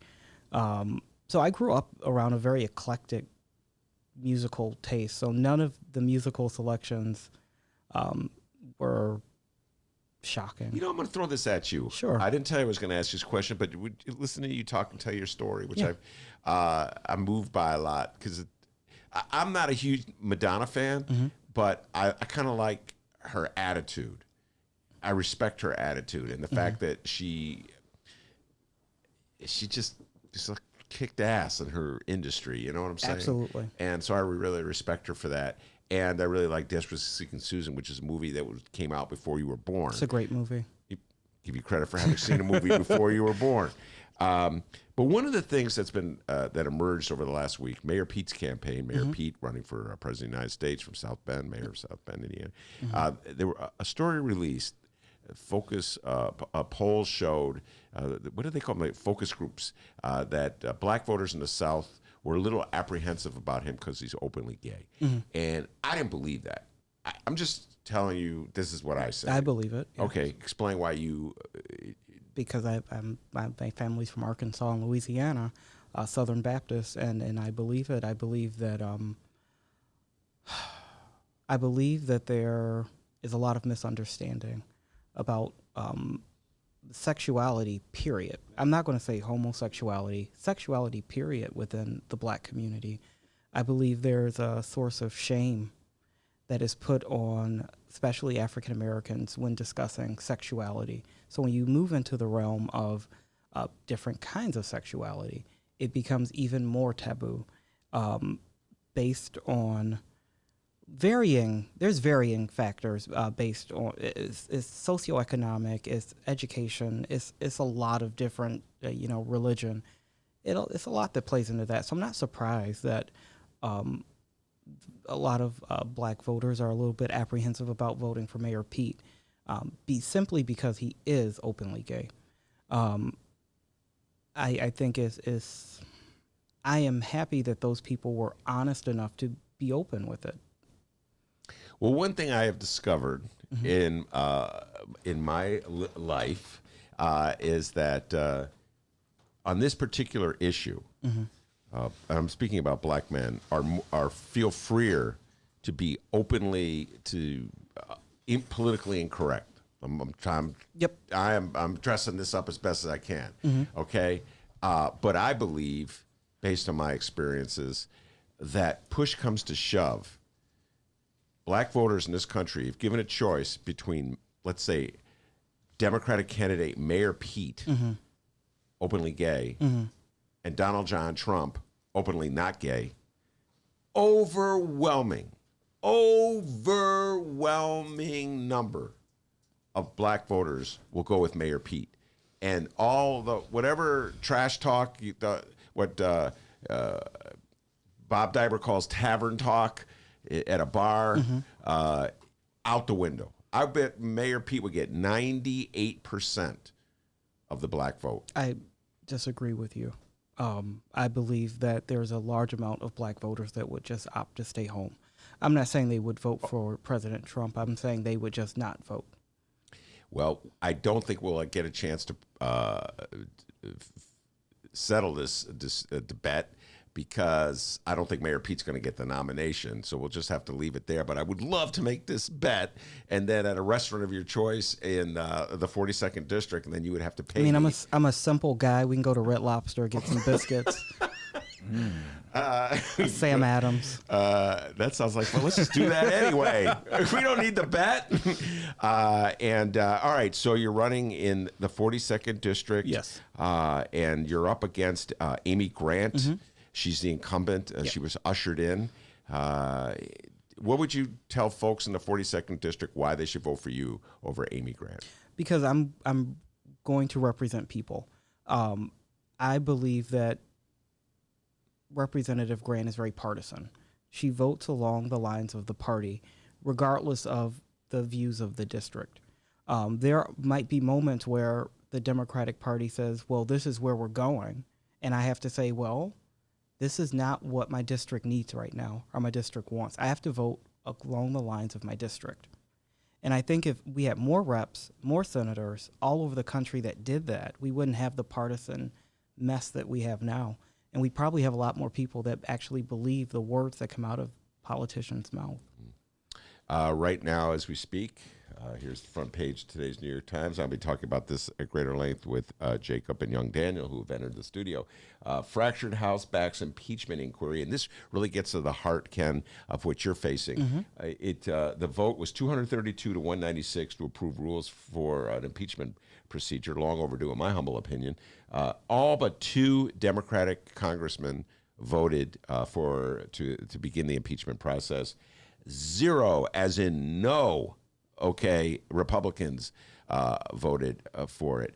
And there were 2 Democrats from swing districts who voted with the Republicans on the grounds, well, they were worried, obviously, that they get booted from office. Correct.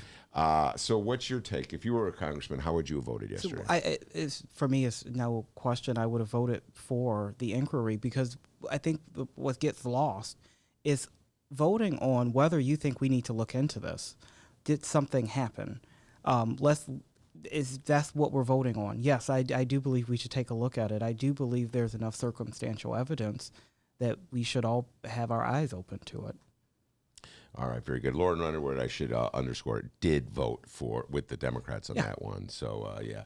All right, very good. His name, Ken, do you want to give a website out or any information if folks want to jump aboard? So, KMB442.com. That's my handle on Twitter and Facebook. I'm having a party at Sidetrack on November 13th. Comptroller Mendoza is going to stop by. We're going to have a couple other people stop by, hopefully. But if you're in the neighborhood, stop by. Sidetrack being on Halstead. 3340-something North Halstead. Okay, that's good enough. That'll get you there. He's got one of the catchiest campaign slogans in Illinois. Yes, we can. Yes, we can. Yes, we can. Yes, absolutely. We can. And I'm not going to call you Kenny B anymore. I'm going to call you KMB. KMB, that works. KMB, but I do like Kenny B. Ken Mejia-Beal is his name. He's running in the 42nd Legislative District out in DuPage County. That's Jeannie Ives' old district. And I'm really rooting for you, young man. So best of luck to you, all right? Thank you. All right, we've got the 2 political wizards they call the know-it-all sitting on deck. They can't wait to take the deep dive. We got Louis Arroyo talk. We got impeachment talk. We've got all kind of political talk with Jacob Kaplan and Danny Pogoszelski. We'll bring them on when we return. Yes, we had to strike for 10 days. Yes, it was very much a sacrifice for our members. Our members sacrificed 6 days of pay to put enforceable class size limits into our collective bargaining agreement, to make sure that there's a nurse and a social worker in every school every single day. They sacrificed 6 days of pay. You shouldn't sacrifice 6 days of pay for something so transformative and monumental. What we should be doing in this moment is expanding the public sector. So what you're going to do is turn your attention to that agenda, right? That is the agenda, You're going to push the mayor to change the way she funds city government. And well, one thing we're going to do is we're going to run a union. And partly what that means is that we've achieved a new contract, and our members need to feel that when they walk back into their buildings.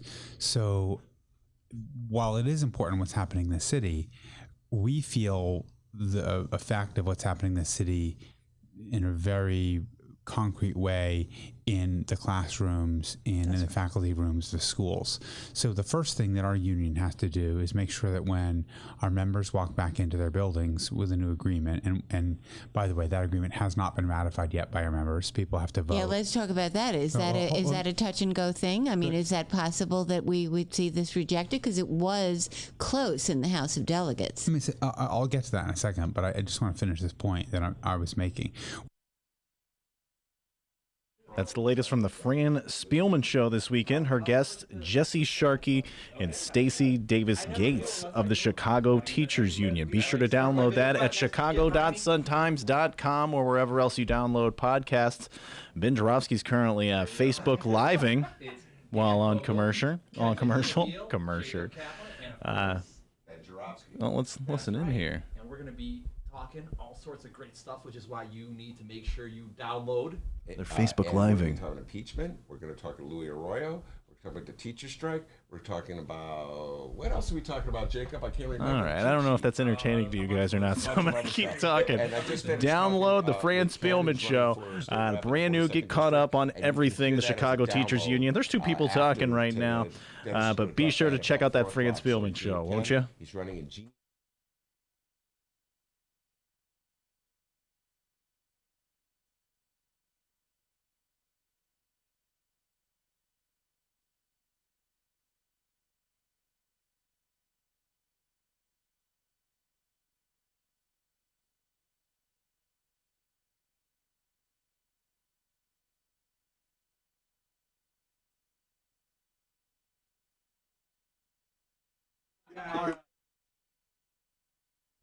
Take care, Ken. Thank you, man. For the love of God, guys, sit down. Welcome back to the Ben Joravsky Show. Yes. Live from the Chicago Sun-Times. We are live from the Chicago Sun-Times. Young Danny Podzeszelski, knows all about Facebook, and he's always telling me I have to do more Facebook stuff. I've got a lot of conflicting attitudes toward Facebook these days. That was not on the cheat sheet to talk about, but I think I may throw that at you. I'm writing that down, Facebook. The ads. Yes, the ads, and I don't know if you had an opportunity. Twitter's holier than thou. Oh, we aren't going to take any Facebook advertising. We'll give Donald Trump all the ads for free. Wow, that's an interesting. That is an interesting interpretation of how it went down, Danny Podzeszelski. But today's New York Times has an open letter to Mark Zuckerberg by Aaron Sorkin, and Aaron Sorkin is the great writer. The West Wing. Yes, West Wing, and one he of the also inspirations how Jacob and quite a few other of our friends, I would say, on the Democratic side, got into politics. Yeah.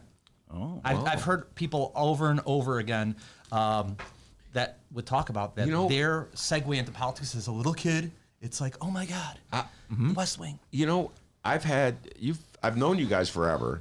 You've been on every show I've had. Every month that I've had a show. Since the beginning. Since the beginning. Got fired, put it on hold, brought him back. Literally, I think he was on the first day of the show. Literally, that's first day. Jacob Kaplan with an remote. update. He called in a remote from Alabama, right? Is that No. Mississippi? That was a different time. You're getting them all confused. Yeah, you're getting all confused. Way too much marijuana as a young man. All right, gotta stay It's away gonna be from that legal. bog. It's gonna be legal, bro. Don't need to shame me now. No, the first show I ever did. Back in the day, had the following guests. It was a Monday. Monroe Anderson. That's correct.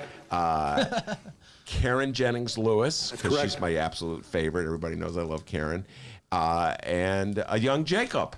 And That's correct. That's right. You called in with a report, as I remember, correct me if I'm wrong. Oh, God, time has passed.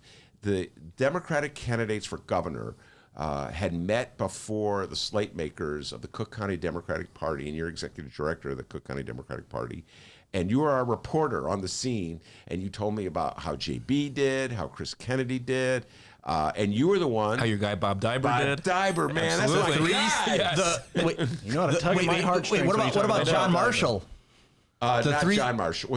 It's not John. John Marshall. Yeah, it's John Marshall. Yeah, the three-state solution. Yeah, no, we had him on the show. We had him all on. Yeah. Are you going to have him now that he's going to be an independent? Oh, is he running? I did not know that. Supposedly for governor? I mean, for senator? For senator. Oh, my God, he's going to split the vote. With Willie Wilson. I know. Who are the independents going to go for? I got Willie, I got Marshall. I'm going to divide the state in three, all right? But, yeah, I don't know if Marshall was at the slate-making session. I think he was. The big deal was Chris Kennedy, as I recall. He blasted us. Blasted us. This is the son of Robert Kennedy, the nephew of John Fitzgerald Kennedy. Yep. Wait, are you telling me that someone involved in politics took a hypocritical tack? Well, I don't know if it was hypocritical. Wait, we need to go to the Sun-Times right now and let them know something that's never happened in the history of the world: hypocrisy in politics. The word hypocrisy was used by Dan. I did not say it was hypocritical. I was just saying a little inconsistent that he's the nephew. You sound like a politician. Well, yeah, I've been around him a long time. He's a little inconsistent. He may run for mayor. Yeah. The problem with me running Fraud for risk mayor. just popped up on Jacob's phone, so I don't know how trustworthy what you're saying. What is that, by the way? I get those all the time. I don't answer them because it says fraud risk. Fraud risk. I have no idea what that means. I'm not going to answer I get them Tim all. Cook, can you tell us right now? Give us a white paper on this? But anyway, so I just thought it was a little. But on the other hand, I applauded Chris Kennedy. I'm not going to let this go without passing. I'm not going to let this go without saying Chris Kennedy made perhaps the greatest contribution in that primary, in my humble opinion, by calling out the city of Chicago, Mayor Rahm in particular, for their planning decisions that resulted in so many people being moved out of the city because they couldn't afford the city. He was very specific. He said black people, but I also feel that larger gentrification issues and that middle-class people and poor people have been priced out of the city. So I give him credit for that, okay? I couldn't understand why he would attack the Democratic Party that did so much for his family, Jacob Kaplan, okay? But I do give him credit for taking that tough Fair enough. Fair enough. Fair anyway, enough. so Jacob Kaplan's been coming on the show all this time, but I never knew how you guys got involved in politics. Let me ask you that. You were young Jacob Kaplan. You're growing up on the northwest side of Chicago. North side back then, Rogers Park. That I sit corrected. Yeah. And attending Stone Elementary. Yep. You remember that. And later, Whitney Young High School. You were a Dolphin. Yes. You and Michelle Obama. That's right. So how'd you get involved in politics? Well, I think part of my interest in politics did come from watching The West Wing as a kid, honestly. But one of the first campaigns that I volunteered on was Obama's 2008 presidential race. I just got inspired by him. First time I ever knocked on doors was in Iowa City, Iowa, right on the October of 2008, right before the general election. I was like, where can I help? Went online. They're like, come to Iowa City because we need to win Iowa. Drove out there with a friend of mine, and we knocked on doors in Iowa City for Obama. You were in Iowa City? Would you remember when it was? Roughly what time of year? This would have been October of 2008. Believe it or not, my oldest daughter would have been the one who gave you your... In the office? She worked in the office, and my oldest daughter got inspired by Obama as well. Nice. Now, have you ever had any regrets? Jimmy Dore, who Dennis and I are fans of Jimmy Dore, he's To the Far Left podcaster, and has been very critical of Obama for being too much of a centrist. Do you ever have impulses like that, Jacob, or do you think Barack Obama has a strong legacy? I think he has a strong legacy, but I have disagreements with how he went about certain things. I do think that it was a tactical error to go with the Affordable Care Act first and not make a larger stimulus and do the Employee Free Choice Act for unions, do some other things before tackling the third rail of politics, healthcare. So not that wasn't important, not that the Affordable Care Act is not an incredible piece of legislation, but I just think some of the tactics, I think he underestimated the Republican resistance. And, but there would have been resistance. I'm going to defend Obama. There would have been a resistance to all three things you just cited, or two. What were the two things you cited? The larger stimulus and Employee Free Choice Act, increasing collective bargaining rights for unions. And on that note, just to as soon as the Republicans got back in power, sure, it was on the state level, but what you saw is they went after the unions. First thing they did. Oh, my goodness. And so the fact that we didn't try to help them beforehand, that's an unfortunate part of Obama's legacy. Go back in history and help people out. The Employee Free Choice Act, what would that have done? That would have made it much easier. So currently, if you want to unionize your place of work, you have to essentially do it in public and hold a public election with that. And the process, I can't go into all the details, but it allows for a lot of coercion by the employer, and a lot of scare tactics and things like that. Employee Free Choice Act would allow employees to do what's called card check, which is that each of them could sign a union card independently, not have the vote be public, and everyone on their own signs a card says, I want to be part of a union. Then you turn everything in. It's verified by the the overseeing body, and if it's good, then you begin the process of unionizing and contract negotiations, things like that. It just makes it a lot easier to unionize without. Yeah, but the point is, it would just stop the idea that anytime anybody in a place of work thinks about unionizing, oftentimes all sorts of stuff goes on. to discourage them. And this is where I'd like to bring up. So I was a union organizer at one time for United Food and Commercial Workers Union, and it's heartbreaking. It's heartbreaking when you're a union organizer to see at how effective corporations now are in being able to not have a union. This is not just even in the situation where you win, where the company should be having good faith negotiations with you. In practice, they're able to run out the clock, and even when you win, they can make you lose. And so I think that's something where people really aren't aware of. I was never aware of this, the difficulties that you have in trying to organize unions, until I was part of campaigns, and it almost seemed like an exercise in such a challenge that sometimes it seemed like an exercise in futility, because the deck was so stacked against you. Mm-hmm. That's one of the reasons. So myself and Jacob, one of the first things that we did in politics together was that we both worked for United Food and Commercial Workers. This kid worked at Jewel. I worked at Dominic's. And so right? for me, they would pull me out of the store because I spoke Polish, and they'd ask me, would you want to go and help us organize? And it was great. I made meatpacking plants, right? Meatpacking plants. Thank you. Yeah, and it was great. So in my own life, I would actually have this kind of fork in the road, because at the same time when I was kind of looking at like, hey, I should kind of get more involved with local politics here, there was an offer from my union, like, hey, dude, you're so good, you're passionate. Why don't you go with organizing, go across the country, the anti-Walmart campaign that was going to be going on. And there's an allure to that, kind of listen to Bruce Springsteen, kind of fight the good fight, traveling the country. And I didn't take that route. I ended up staying here. That was before I met Jacob. But instead, what we ended up doing in 2010 is that our union allowed us to be part of the AFL-CIO's effort against Mark Kirk, and it was for against Mark Kirk and Bill Brady. So we were working on behalf of Alexi Janulius as well as Pat Quinn in 2010. And so we would go, and we actually got to meet a lot of really cool labor folks, and we were kind of outliers already because, unfortunately, you have where not enough people that benefit from labor know its benefits. And so whether it was where Jacob worked at Jewel or myself at Dominic's, we were both like, man, the union is great. Like, this is such a good thing. But a lot of people that were our age weren't aware of it. They're just like, oh, man, they take my dues out. But, for example, while I worked at Dominic's, when you're talking about the retail industry, for a long time, I didn't have to contribute anything for my health insurance, even though I was working part-time.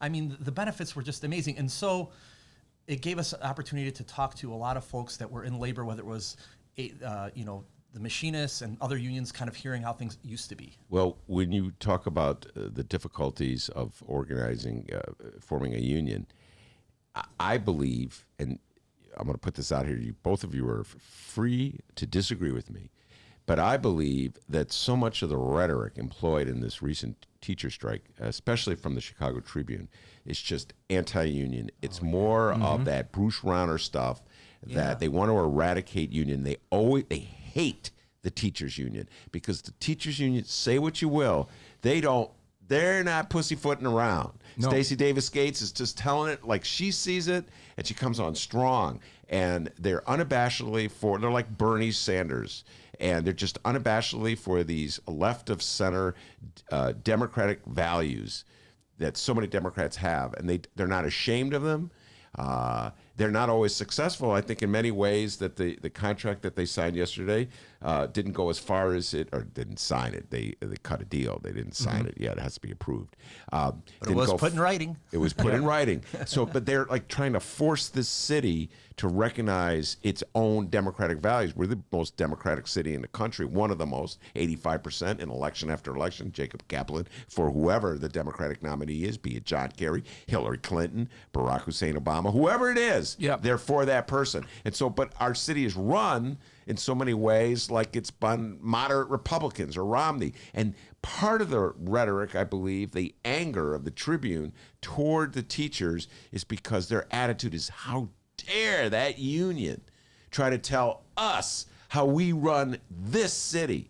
Yep. That's my opinion. What do you think? I agree. I don't think the Tribune's changed much in that position since Colonel McCormick's time. I mean, it's they've always been an anti-union paper, and their editorial board reflects that. So, but I do agree with the fact that, I mean, CTU is one of the few unions in this day and age, especially public sector unions, that is just, they're unabashed about fighting for their members, but also fighting for wider social justice issues for the entire city and community. And that's something that organized labor used to be on the forefront of. I mean, you go back to the civil rights era, the UAW, and Walter Reuther was on the front lines of the fight for civil rights among a lot of public sector unions and things like that. He went down and marched with sanitation workers in Memphis and other places.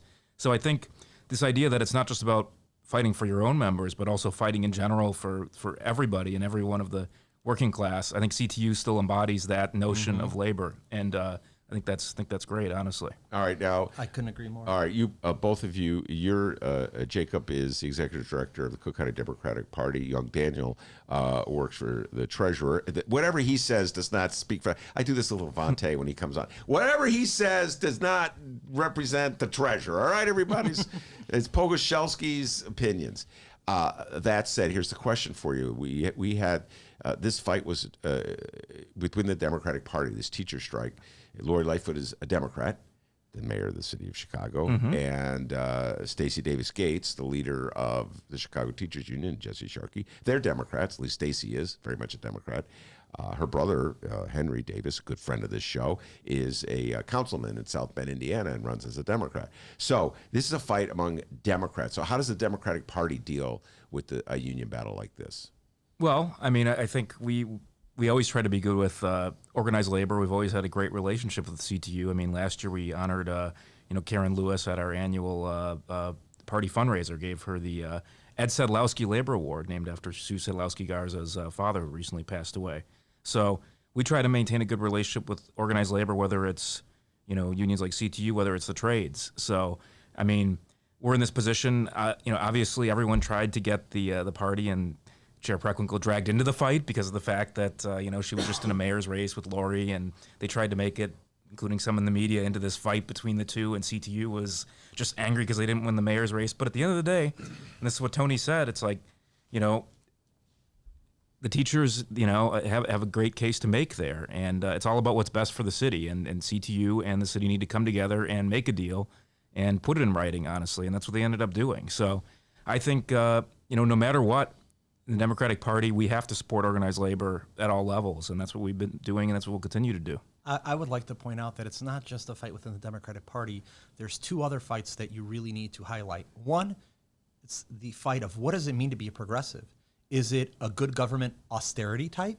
Because when you look at the problems that we've had here in our city, in our state, I would make the argument it's been problems that have been exacerbated by austerity. Or does it mean in trying to give everyone a good, equal opportunity, right?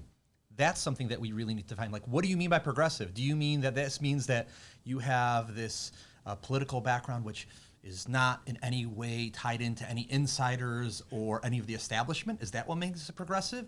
Or is it the economic policies? Because the way that I look at myself as a progressive means, without a doubt, economics. And that's one of the things I have a lot of respect for Bernie Sanders for bringing that to the fore when in recent years you've had that pushed to the side. The second is an even more acute, even older debate, which goes back to how do you define a city? This is reflective of Jane Jacobs in New York City against Robert Moses. This was which came up here in Chicago with Rahm Emanuel, right? Do you define the city by its buildings, its built environment, or is it the people in it? And, this is something that we've had in looking at, do we care about our brothers and sisters who live in this city? Are they also Chicagoans? Or do you have this contemptuous view like, well, we got to get all the poor out of the city limits, and, if they're down in Riverdale, we don't care about them because we've pushed them out and there's these beautiful new townhomes we've built in their stead. How do you see this conflict between that Dan was alluding to between good government types and old school Democrats? I mean, it's certainly that's been the conflict for time, forever. But that is also why I do think focusing on economic issues is important. Not to say that issues of rights and social justice, things like that, aren't as well. But I do think economics is a social justice issue. And honestly, I think that this is one of the things, like we were talking about Obama, when we were saying that I think that if he had done a larger stimulus first, that's an economic issue. Or I think union rights are economic issues, honestly, and certainly healthcare is as well. But I think it's when you focus on the bread and butter issues and the economic, the financial side of things. It cuts across so many different lines. And Democrats, whether they're progressive or they're more of the old school, whatever you want to call them, type of Democrats, I think everybody agrees on those issues for the most part. So the social issues, I think everyone's evolved on those.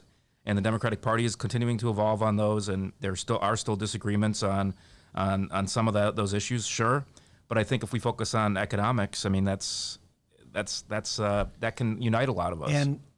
And furthermore, I think it's really important that we as Democrats really take up those issues, because I believe the weak underbelly of the Republican Party is about people getting jobs. There's a lot of issues which resonate among the Republican base. But if there's one issue that I believe that Republicans, in other words, their base, not the elites, not the people that run the party, it's helping people get a job. That's one of the reasons why you had, Tucker Carlson is not exactly a friend or someone who shares our beliefs. But he was talking about some of the folks that he's friends with, who are like, well, I'm either going to vote for Trump or Bernie because it's rigged. And these are NRA card-carrying conservatives, right? NRA, because what a choice. But it's reflective of where we're at and why, as I said, economics is the soft underbelly for the Republican base. And that's one of the reasons why I believe you had the Tea Party with the Koch-funded AstroTurf, groups that wanted to make sure that there was no New Deal. Yeah. Because if that happened, you would have had it. I'd also like to remind folks that one part of Steve Bannon's program, before Donald Trump really went with the Republican establishment, was to have a New Deal type jobs program to try to solidify his own base of power because of the that got thrown out the window real early. The infrastructure program. It did, but I just want to highlight that after decades of austerity from the right and also from the left, you have had where people are desperate and people are hurting. I'll put it to you this way. Young Peter Cunningham, who was on this show, and Pete and I represent two different factions of the Democratic Party. I'm much more of a Bernie guy, and Pete is an insider. He worked for Rom. He's pals with Rom. He always goes, Ben, I didn't actually work for him. All right. But he worked for Daley. He worked for Arnie Duncan, etc. So he's definitely of the centrist type. And he was on this show. He's one of the few centrist types who talks to me, but love him dearly. Anyway, he was on the show, and he said, in his humble opinion, this falls in line with what you were saying, young Daniel. He said, in his humble opinion, that had Donald Trump followed up with his talk of an infrastructure program, and had really come through with that, with billions of dollars allocated to every state in the union to start, road repairs and viaduct repairs and train repairs and maybe train extensions and all the things that infrastructure programs would fund, he would be unbeatable. This is Peter Cunningham's view. Unbeatable in this next election. Yeah. But the first thing he abandoned, the first thing Donald Trump abandoned, this is what a fraud he is, the first thing he abandoned was the one thing that would help the poorer people who voted for him, the more lower income people. And by the way, I'm not quite sure to say that Donald Trump's base is, as so many Democrat strategists say, is like a working class base. I have to see the numbers. It's part of it. It's part of it, but I would bet that if you take a look at the numbers, a majority of people who voted for Donald Trump in the 2016 election were wealthier. I would guarantee you that the majority of folks in West Virginia that voted for Donald Trump were not wealthier. We'll have to take that look. We'll have to take that. There are some wealthy people in West Virginia. Of course there are. Okay, but by and large, it's not a wealthy state. Well, that is Kentucky true. or no, a lot of places, I understand that. Obviously, that there Or are Idaho. working people who voted for Donald Trump because they hated Hillary Clinton, or they liked how politically incorrect he was, or But they even loved if it's his even TV let's show. say it's a quarter of the Republican electorate. All right, there we go. Okay. Let's say it's a quarter of the Republican That's electorate. significant. Yeah. Right. That's significant where Democrats have a wide margin, a 20-point spread, right, 60-40. All right, so let's talk about this. What should the Democrats be doing right now, in your humble opinion? Investing in people. Investing in people. That's when Democrats win. And not try to be like, well, okay, so sub-point 3, section A. So out of our committee, we believe in social equality when someone lives in a certain zip code, and when they live in this zip code, we believe. No, you tune out. You need to have passion. You need to have belief. This is one of the things that's made Republicans so effective. I think that it would be great if we had more Democrats who listen to the messaging abilities of people like Frank Luntz, right, who's done for the Republican side, right, wonders in being able to coach Republicans in phrasing things in a way where people have accepted Republican policies, right, like the death tax and the like. We need to look at our own problems with messaging, which have led us to where we're at today. What do you think, Jacob? I agree. I mean, we're terrible at messaging. That's unfortunately been the case for Democrats forever. We're just not organized on it. We can't seem to, for whatever reason, formulate things that people can simply understand. I think Bernie's the best at it, honestly. He can put things together and make it simple and stick to a message and things like that. But in general, Democrats aren't very good at that. And I do agree that we have to talk about what we're doing for regular, everyday people and how we're going to make their lives better, or we're not going to win. That comes out of his passion, by the way. I was just going to say, I'm going to say this to Bernie Sanders. It's not just messaging, Jacob, in my humble opinion. That's who he is. Bernie Sanders has been this Bernie Sanders from the get-go. He's never changed. He's never changed. His message hasn't changed. People believe in that message. And I think there's a sense of that the guy's the real deal. You may not like him, but he's not a phony. He's not saying one thing to one group and a different thing to another group and watering it down if he gets in front of wealthy donors. No. Bernie is Bernie. And I think that comes across. That's how I view him anyway. Yeah, no, I think that's true. I think he is himself. And I think that's one of the other things, that too many politicians and people oftentimes on the Democratic side try to stick to this very politically correct, not politically correct, but just trying to be too scripted, too kind of sterile and all that. And Bernie is just himself. And I think if you're yourself, no matter what you believe, I think people will, even if they don't agree with what you're saying, they'll at least believe what you're saying. And authenticity, that's one of the reasons why parts of the electorate ended on the Republican side ended up voting for Donald Trump. The other day, Dennis and I were listening to Jimmy Dore take down Bill Maher, right? Jimmy Dore is a far left of center podcaster, and Bill Maher, of course, is the comedian HBO with his own show.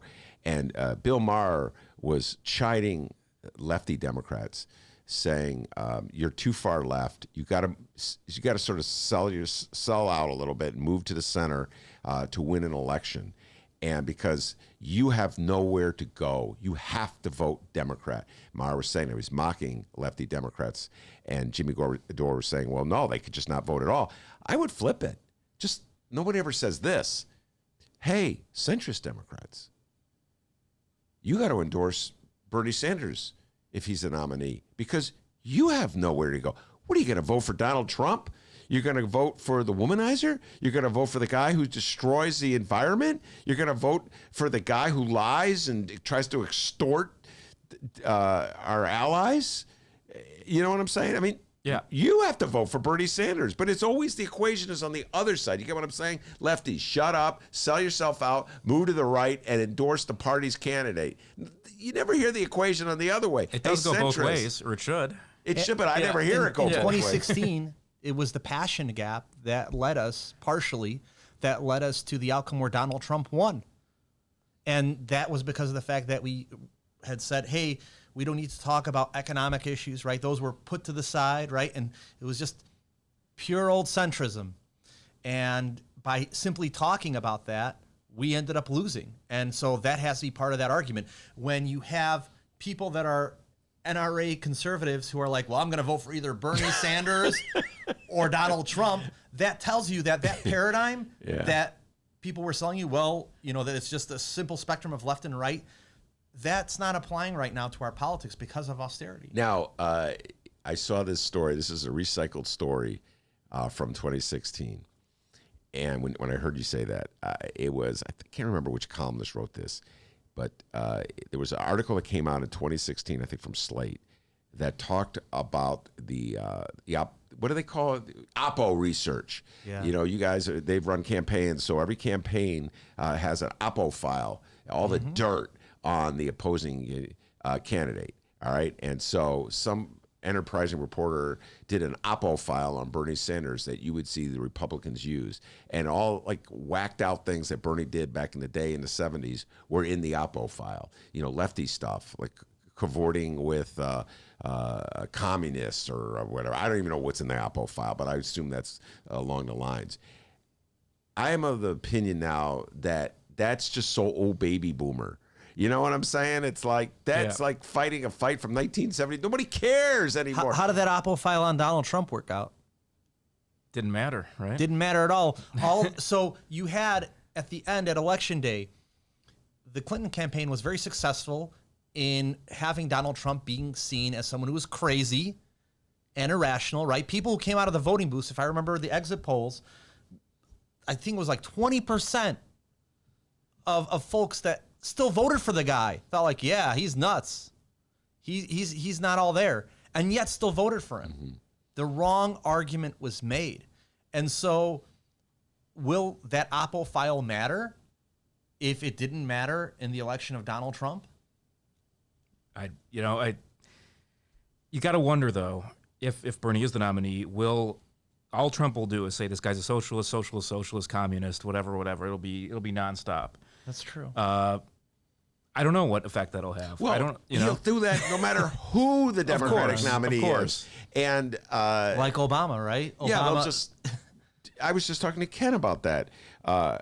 Ken Mejia-Beal, who's running the 42nd district, he's very moderate in his rhetoric. He was just here on the show, and he's running in a very conservative, Republican-held district in DuPage County. And he in no way sounds like me. He in no way sounds like young Daniel over there. He sounds like your basic DuPage Democrat. And yet, if he's the nominee, they will turn him in to the second coming of me. Okay, sure, of course. And it's like, But the way that we fight this rhetorically is by having our own like messaging tropes that we need to come up with. So, for example, one of the things that I am hopeful, you know what? I'm hopeful that someone listening to this will use this term, free market fundamentalist, right? So we live in a world which has gone amok with people that are just, fundamentalists and in the name of this or this are willing to harm other people. Mm-hmm. Free market fundamentalists, because that is in essence what these uber libertarians who don't care about human suffering as long as we have free and efficient markets. Okay. And by using rhetorical flourishes like that, like that's just another free market fundamentalist, you are able to effectively tag your opponent. So when it's like, well, you're a socialist, well, you're a free market fundamentalist, it's a different kind of rhetorical debate than when you have someone who's just simply like, I'm not a socialist, you're a socialist, I'm not a socialist. No, and this gets back to when I was talking about us improving our messaging, right? We need to use rhetorical devices like free market fundamentalism to highlight how we are different than the Republicans and also the harm of their policy. All right. By the way, I would like to say one thing before we move on from this topic that I took notes on something you said, Dan. I thought it was an astute point you made about good government types in the Democratic Party versus economic types in the Democratic, people who push for social programs. And one of my biggest, I wear two separate hats. I've been talking more and more about this.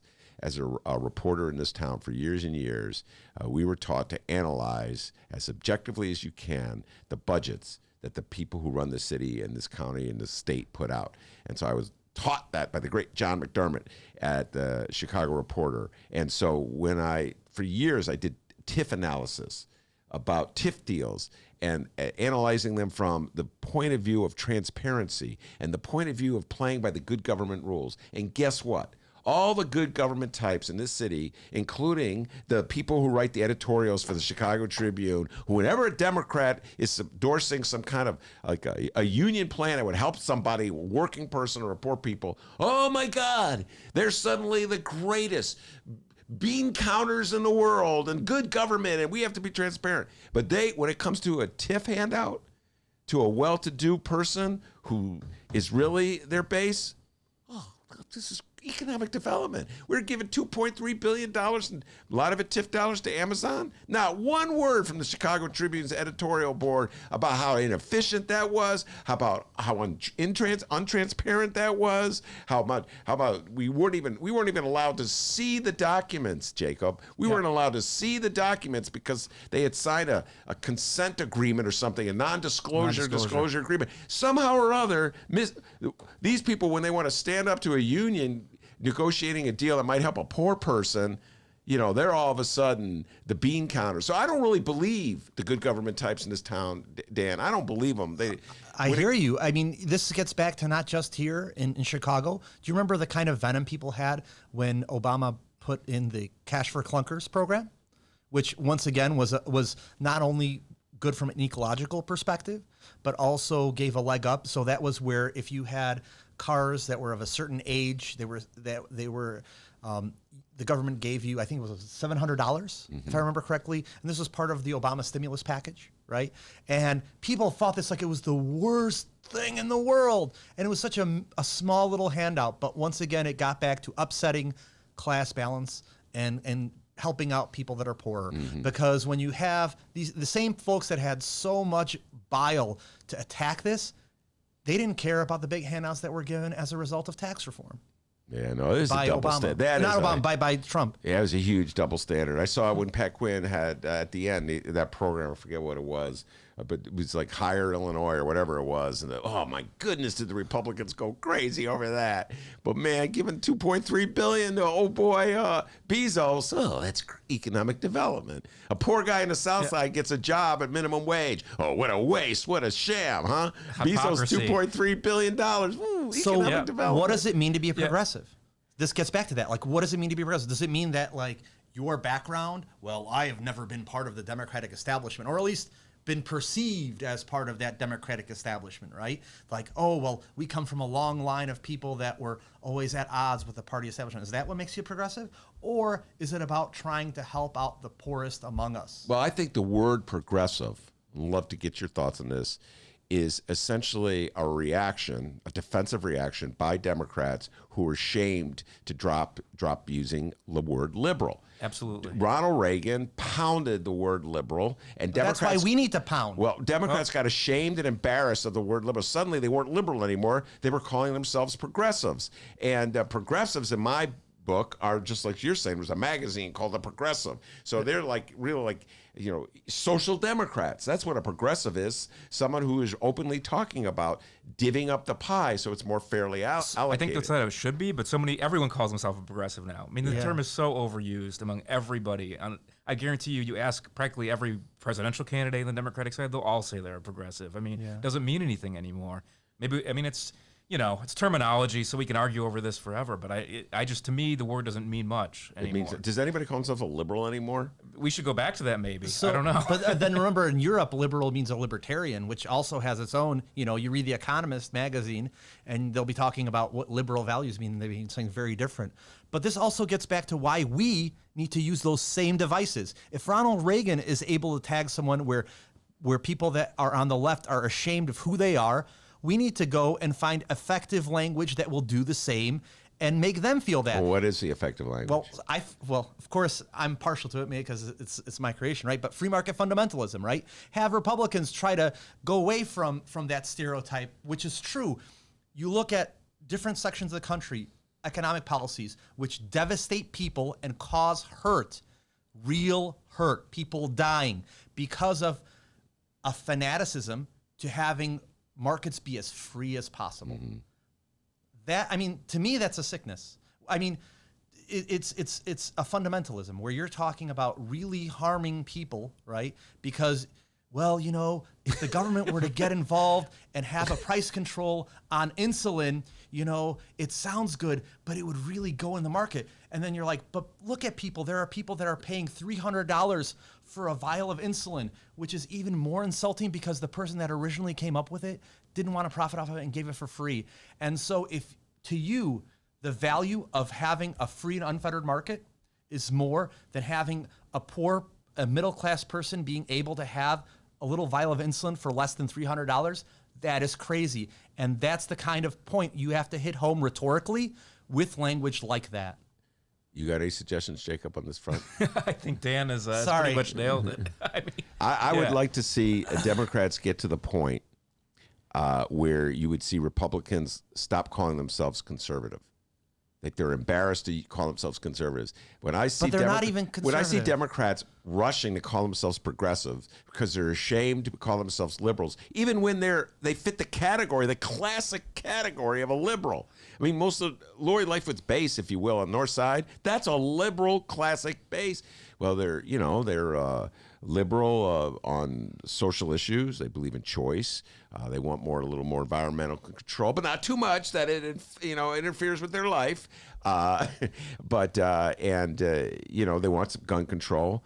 But they are a little concerned about unions asserting too much authority. That's a classic liberal. They don't want a tough fight. You know what I mean? And but they embarrassed to call themselves liberals. So they call themselves progressives. Even it's no meaning. We're gonna take a break. We're One little thing, because you mentioned you'd like Republicans to stop being to be afraid. Be ashamed of being conservative. But what's conservative about being a reactionary to the point you want to get rid of the New Deal? That's extremely radical. And so there's nothing conservative about trying to disembowel whatever social protections we have. All right, we're going to take a brief break, come back, talk a little Louis Arroyo and impeachment. We're right back with the political know-it-alls. Read the Chicago Reader to get up to speed on what's what in Chicago.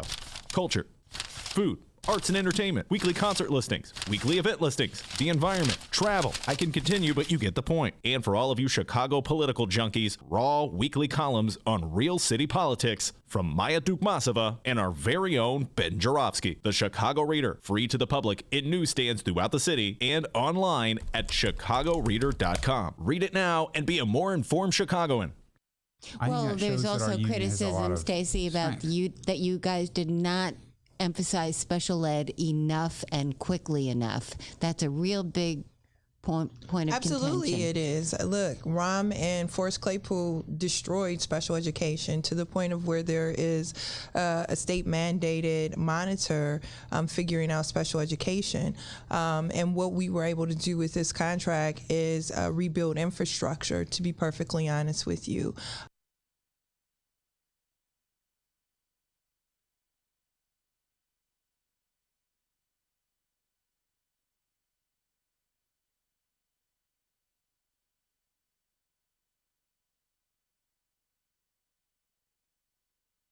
The Ben Joravsky Show is supported by Northwestern University's part-time master's program in literature and liberal studies. Students learn from dynamic and diverse faculty as they build advanced skills for critical analysis, writing, and research. Evening classes are held on Northwestern's Evanston and Chicago campuses. Oh, Ben, Evanston. You love Evanston. Love Evanston.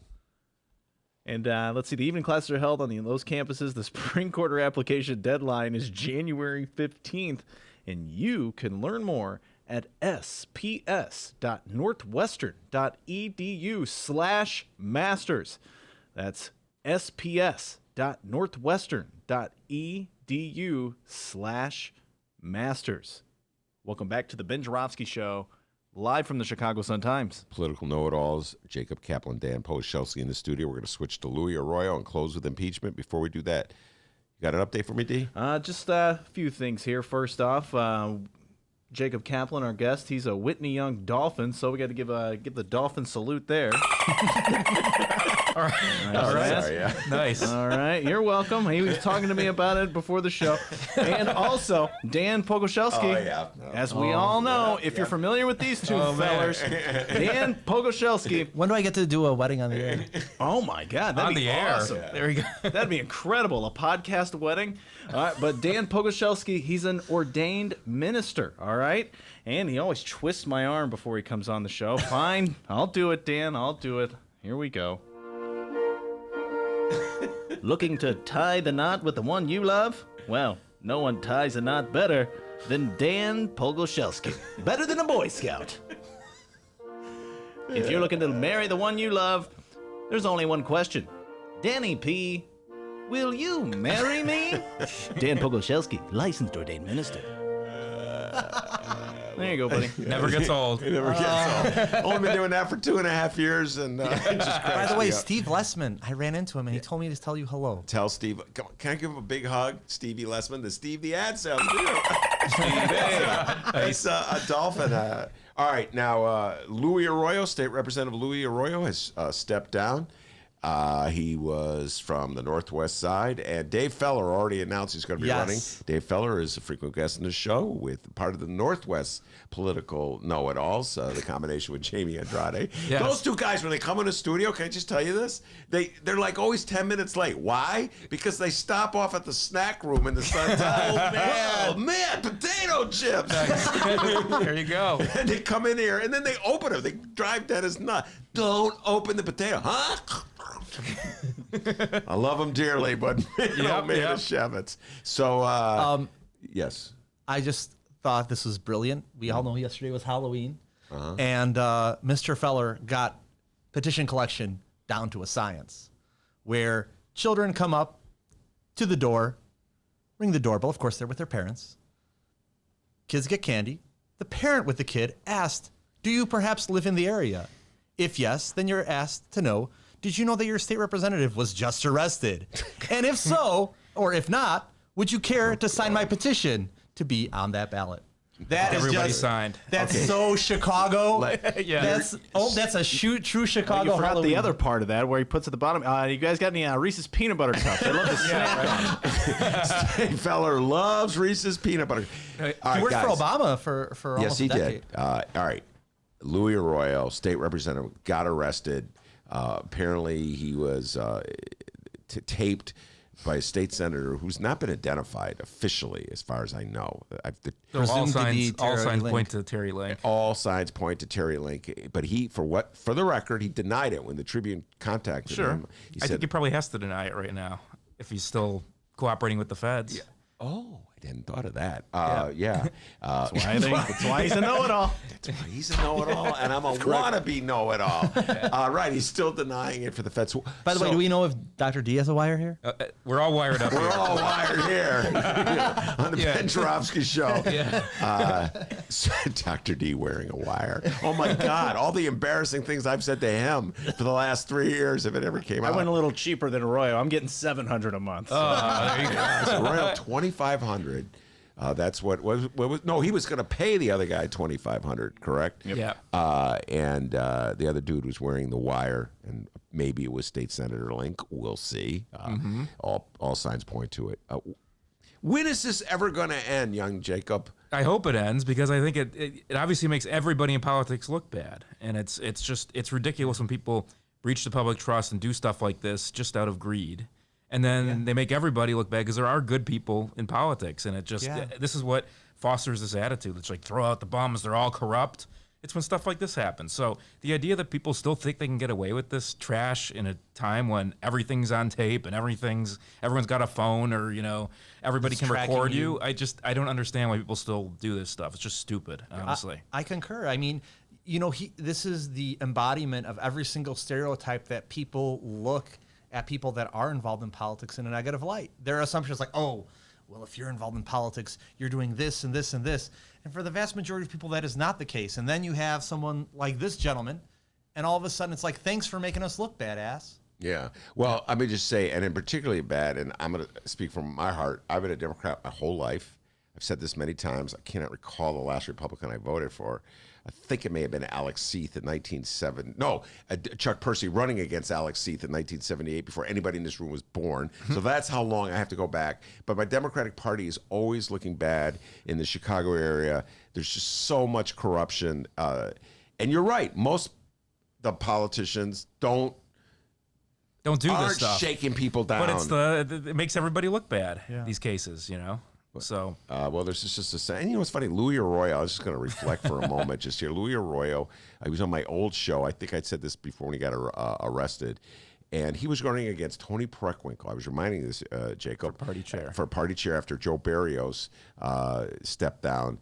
And he was promising reform and this and that and the other thing and blah, blah, blah, et cetera, and so forth. And I'm thinking, well, he wasn't wearing the wire at the it was the other guy that was wearing the wire. But it just, I'm like, you dude, man. Yeah. You were shaking these people down and coming on the radio and going, I believe in reform, blah, blah. Yep. Just more hypocrisy. More hypocrisy. So, Ubi et Mea. Oh, where's mine? Yeah. Yeah, man. From? Mike Royko, man. Come on. You can't quiz this guy. I think he's not going to know that. That's correct. Sure. That's correct. All right. And we'll conclude with impeachment, which is, you know, an ongoing thing. The next time you come in here, we'll be talking about it obsessively. I've already been talking about it obsessively. We had Jim Coogan, and we have a bonus with Jim Coogan on this, Attorney Jim Coogan on this subject. Monroe Anderson was in here, T.B. Buchanan. Fractured House backs impeachment inquiry. I'll put this to you in partisan terms, gentlemen. The vote was 232 to 196 in Congress to approve rules and oversight for the impeachment proceedings of Donald John Trump. And all Republicans, as in ALL, all Republicans voted against the impeachment inquiry. All but two Democrats, two swing district Democrats voted for the impeachment inquiry. So there's nothing even remotely resembling bipartisanship.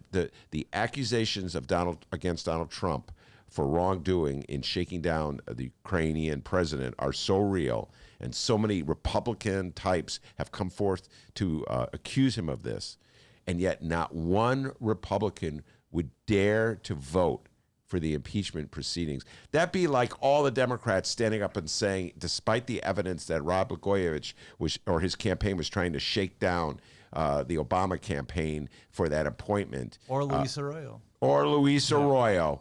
Yeah, it seems as though corruption is just a one-way street. Only the Democrats have to confront the reality of corruption. Republicans, they just say the prosecutors are corrupt. There's something wrong with the prosecution. That's it's why a witch we need hunt. to go in there with our phones and cameras during these top secret depositions, right? Yeah.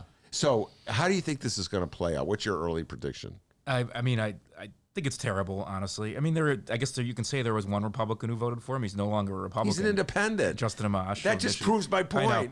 I know.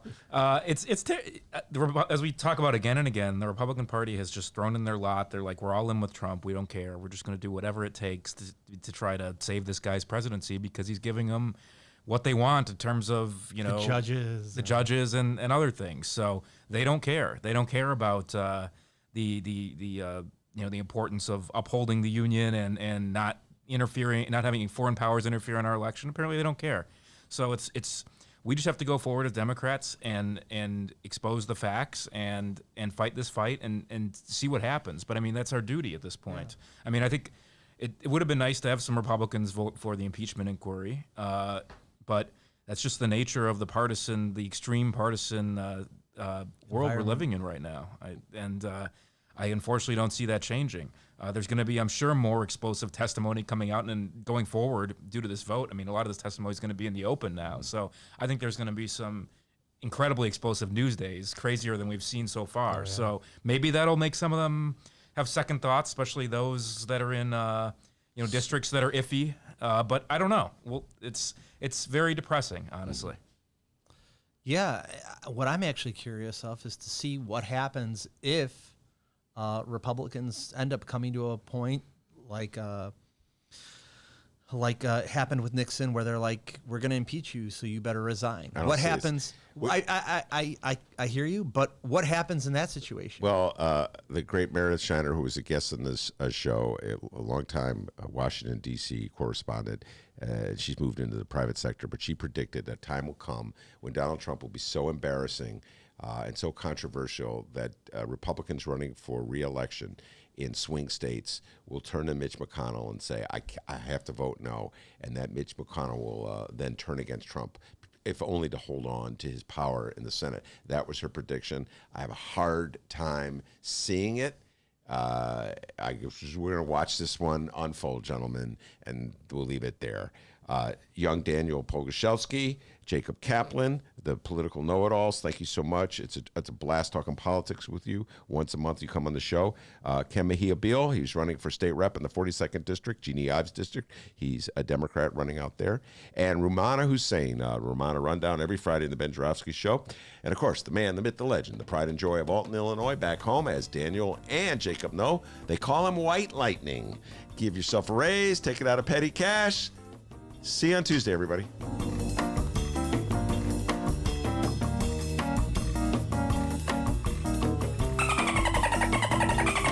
And remember, you can download previous Ben Joravsky shows and Benny J bonus interviews at both Chicago Sun-Times and Chicago Reader websites, chicago.suntimes.com, chicagoreader.com, and wherever else you download podcasts.